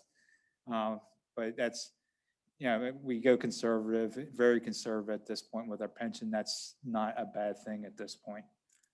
So I think from a policing perspective, whether we're at 92% or 89%, I would imagine that that would make the police department happy. We have, compared to most other departments in the state, we have our pension plan in a very healthy condition for our police department, and something that they deserve. So, Ron Bittner, the representative from Girard, was absolutely giddy during the meeting when he presented the information. And to actually change the mortality, those three items is pretty much unheard of unless your plans are very, very healthy, which ours are. Or he would not have suggested it. So this is a process that we started 10 years ago with Brett Miller, and we're finally seeing the fruits of it 10 years later with the changes that we made at that time and some of the adjustments we made working with the police department and putting additional monies in for a couple of years that we were putting an extra couple $100,000 a year in. We're finally getting to the point, anything above 80% is considered healthy. And we've finally gotten to that point where we're above the 80% threshold, and a good return on investment over the last year helped have a big jump. And obviously there could be another downturn, which could knock it back down. But the overall commitment is to get our fund in a place where it stays healthy, and it's healthy for future generations. So. The only other thing I want to mention is the next item, which is the traffic and speeding and the truck routes. Again, I will just read it. Staff has met to discuss and formulate plans to handle traffic and speed in the township. A coordinated effort by the police department and public works to make sure residents' concerns are reviewed, township equipment is fully utilized, and problem areas with solutions are presented to the traffic commission at the appropriate times. Additionally, regarding truck routes, the police department has done an extensive research into finding any past studies that we have compiled, and they are compiling a summary for review by the Public Works Group and then to the Board of Supervisors. So I think those were two items that we hear a lot about, traffic and trucks, and let you know that work is being done behind the scenes by your staff and will be presented to the Traffic Commission and the Public Works at the appropriate time. And maybe just to clarify, when we're talking about truck routes, we're actually talking about restrictions of trucks on certain roads and the ability for the police to actually enforce those restrictions. And that's what Chief has raised with the Public Works Group right now. Right, we're looking at it globally for the whole township, looking at what we have, what we don't have, where the trucks are going, need to go. Yes. So that's what we're kind of looking at globally, and this is being led by the police department. That concludes my report unless there's something else or questions. Any questions for Ms. Schweitzer? Okay, seeing none, That's the manager's report, and that is, now we will move on to public comment for residents or taxpayers East Hempfield Township for non-agenda items. So is there any public comment on any issues at this point?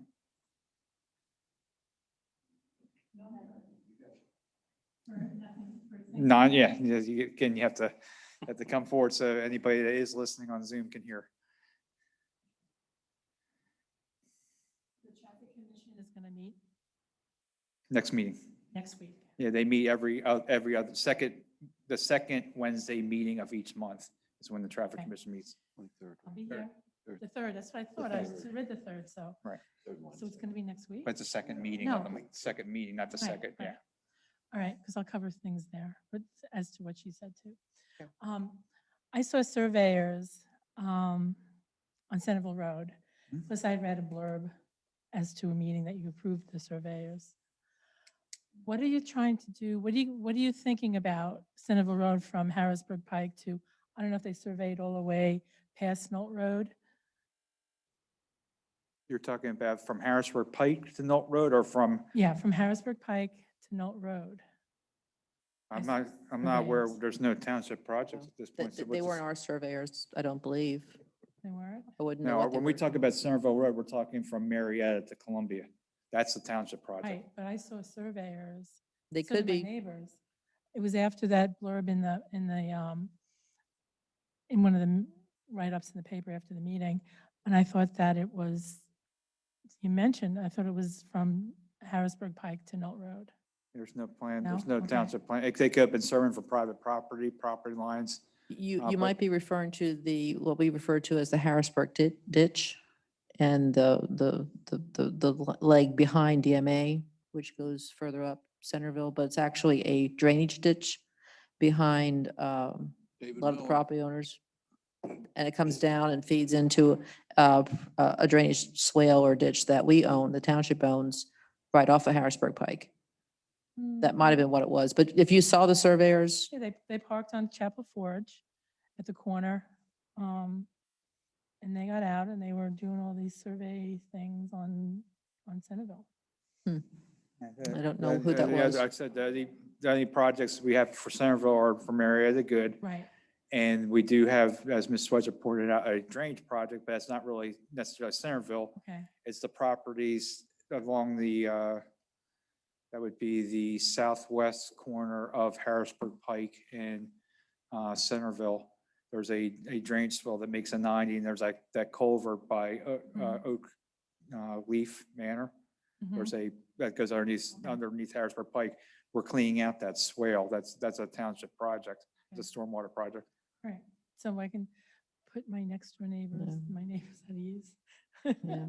All right, so either they were doing that because it does go up into the hills there, and they might have been locating some things on the road to tie into the stormwater project. Okay. Or they were probably also, they could have been locating a pin or something for right of way for a property that was requesting survey of a parcel, because there's nothing to develop in that area. Okay. All right. I just, just wondering. Thanks. Yes, sir.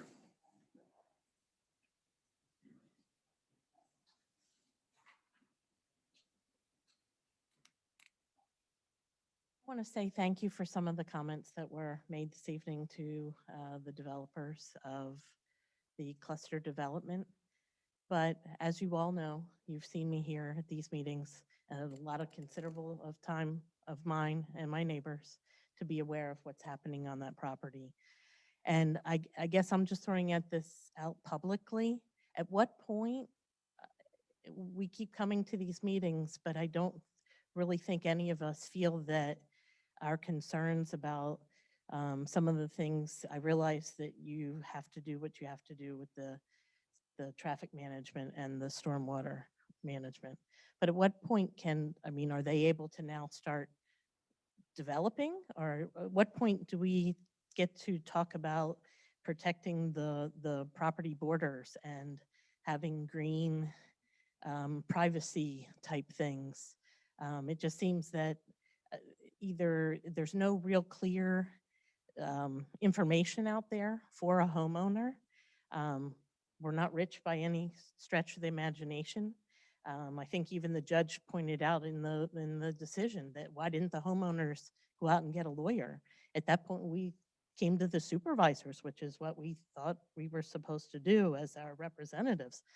But what is the process at this point we're coming to you, and I'm just speaking for those that I'm in contact, and I'm speaking for myself.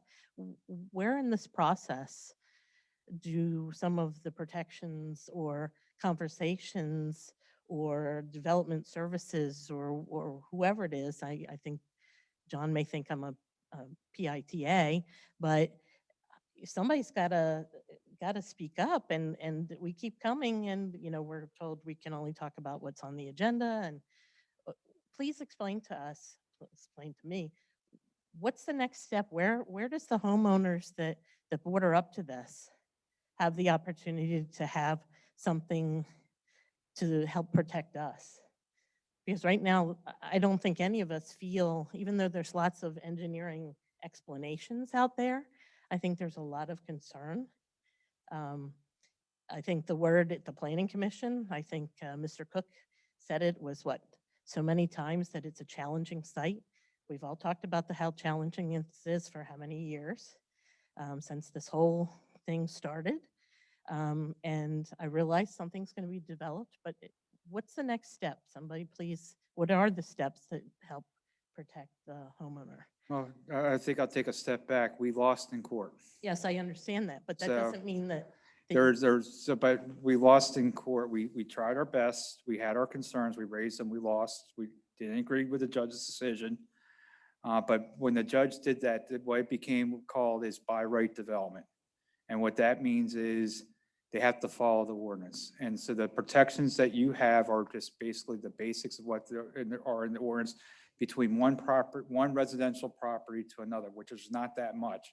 Well, but there's things in the ordinance and in planning of the development of the township that talks about that there is green buffers that can be requested or required.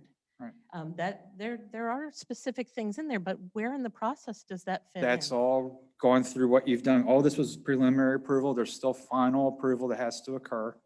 So But between preliminary and final, does that mean construction can no, happen? that means there's going to be another whole process through the planning commission at this point. This is just the next step. We required them to do a two-step development process because of this.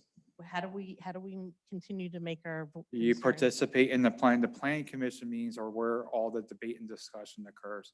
Right, but I think a lot of the discussion and before those planning commissions happens behind the scenes, or at least that's what seems, because there's a lot of conversations that kind of dovetail off of what previous conversations not at the meetings, and the homeowners aren't part of that. So There won't be any, there's no conversation behind the scenes with the planning commission. There are with the township staff and their engineers. right, so do we go to the township staff and or do we kind of, where do we get to, make sure that, things that are in the township's planning of developments where it talks about things of bordering properties and those requirements, where does that fit in? Right, there should be, our township staff and township engineer is charged with making sure they're complying with the ordinance. There's not a voluntary, it's either the item calls for it or it doesn't call for it.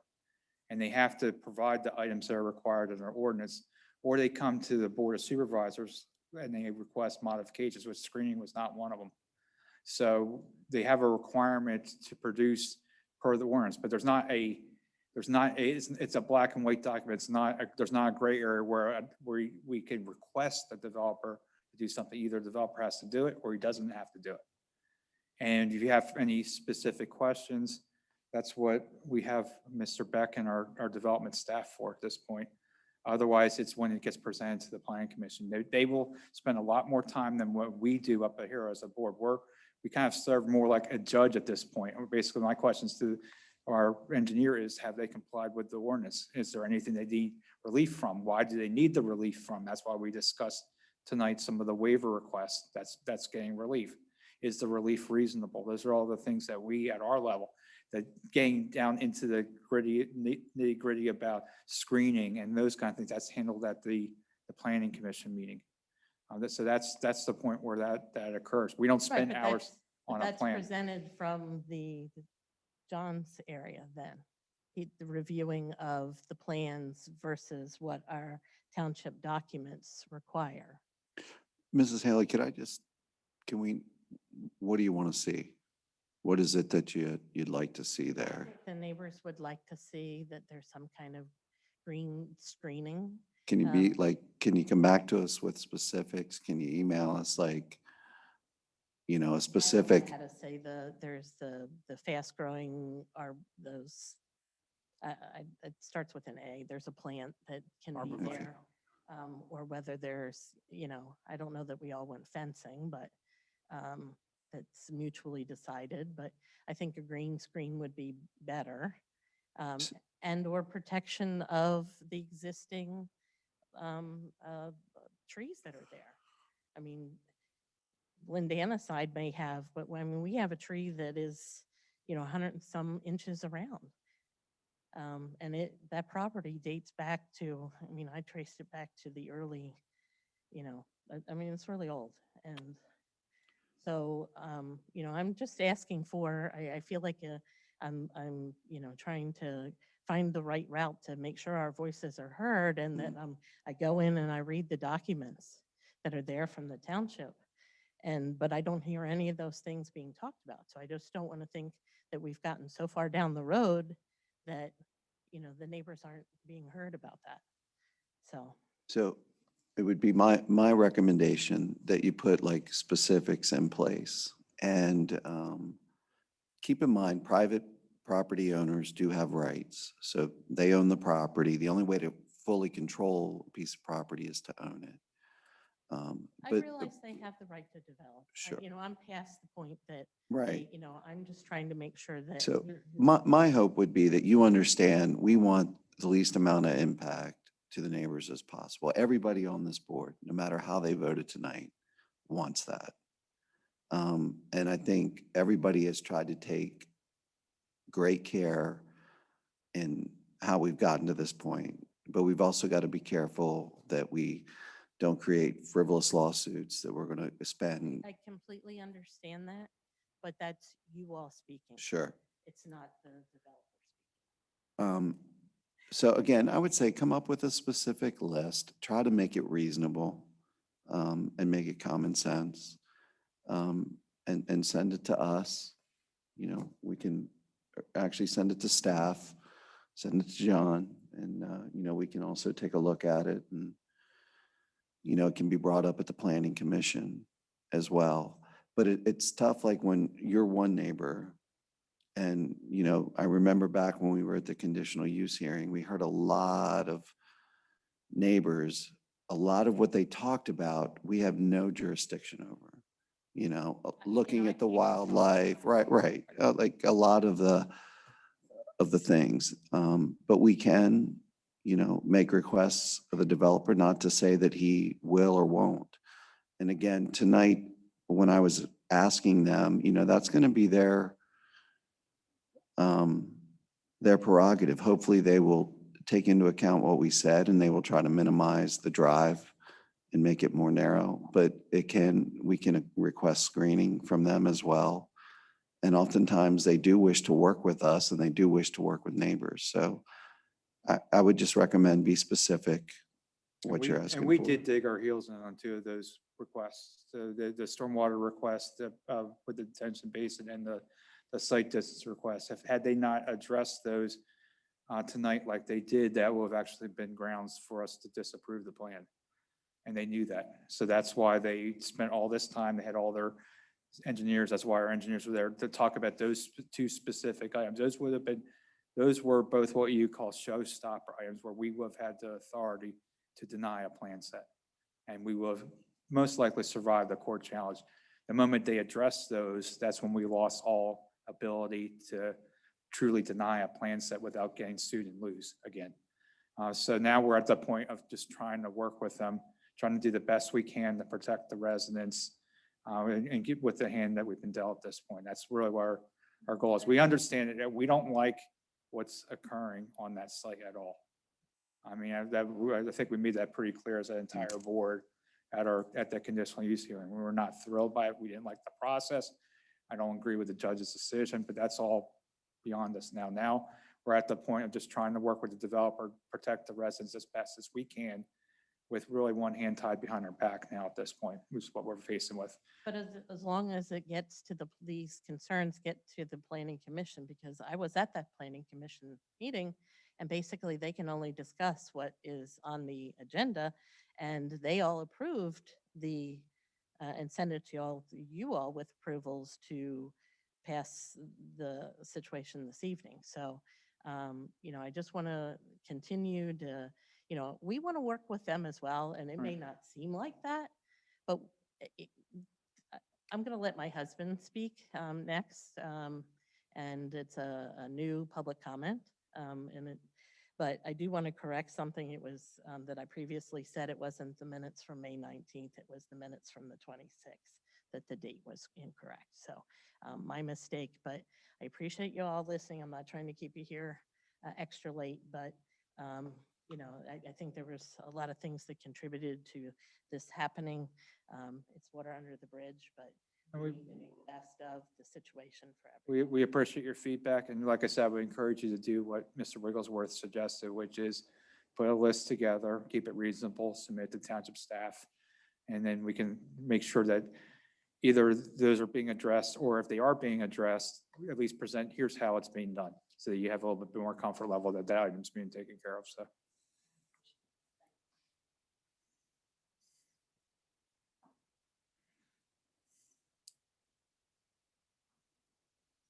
Robert Halley at 818 Stonebridge Drive.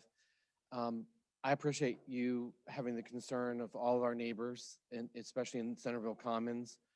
I bring tonight, and it is about this project. I did approach Mr. Murray about the condition of the property as we speak. I don't know if any of you have driven up there or come by. I asked him if he could please have the fields cut. That is something that the previous owner that owned the property always took care of. It is not being farmed, so even though it may be considered a farm, it has never been farmed since we've lived there. The previous owner used to have a farmer come and at least twice during the season bale hay and take it away. I approached him and I asked him politely, I said, I'm just asking you, could you kindly find someone to take care of your property? It is waist high. And I want to know what the township can help us out, at least making them maintain the property.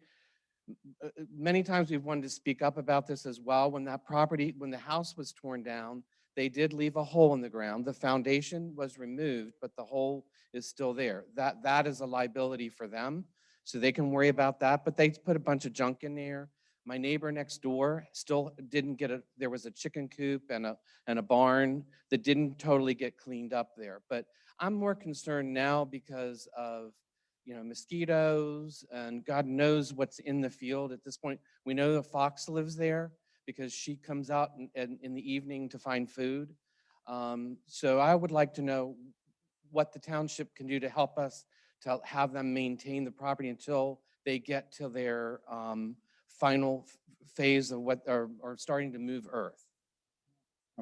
Look at Mr. Beck, we can take care of that, right? I mean, I don't mean any hardship to them because they were quite rude to me because they feel we have put pressure on them. I get that from that side because they want to develop land. And as my wife said, we're beyond the point of them developing it. We just hope whatever they show, whatever's going to happen there, that it's conducive with both sides of our neighbors from Landana and Stonebridge Drive. But right now I'm concerned with the summer that property needs to be maintained.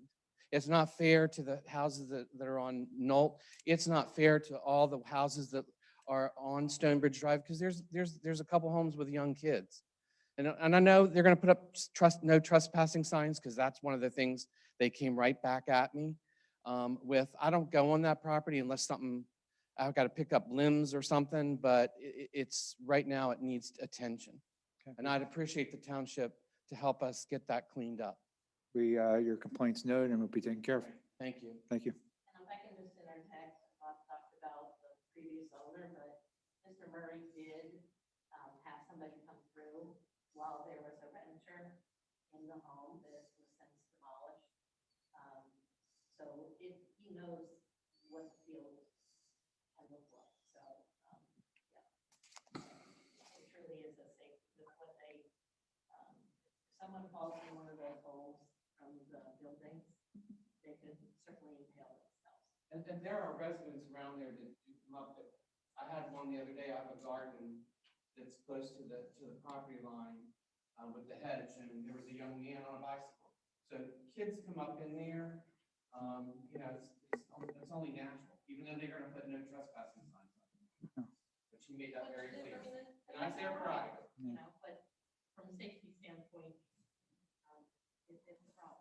All right, we got your notices, and Mr. Beck is in charge of our zoning department, which is where the enforcement occurs, so. Any other public comment at this point? Ms. Schweitzer, is there anybody on Zoom for public comment? No one. Do you have any more at this point? Ms. Jacobson, you gotta come forward, you know how it works. The funny thing, I talked, Tony Jacobson, I talked about the accident that my husband's daughter had on Milton Road in Nestle 25 years ago. And my daughter still has a stuff raccoon that the EMT gave her. Okay. And she had the accident.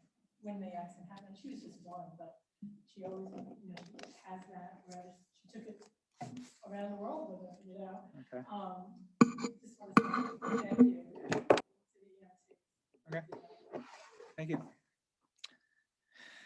Okay, well, seeing no more public comment, it is 9:23 and we will adjourn our meeting.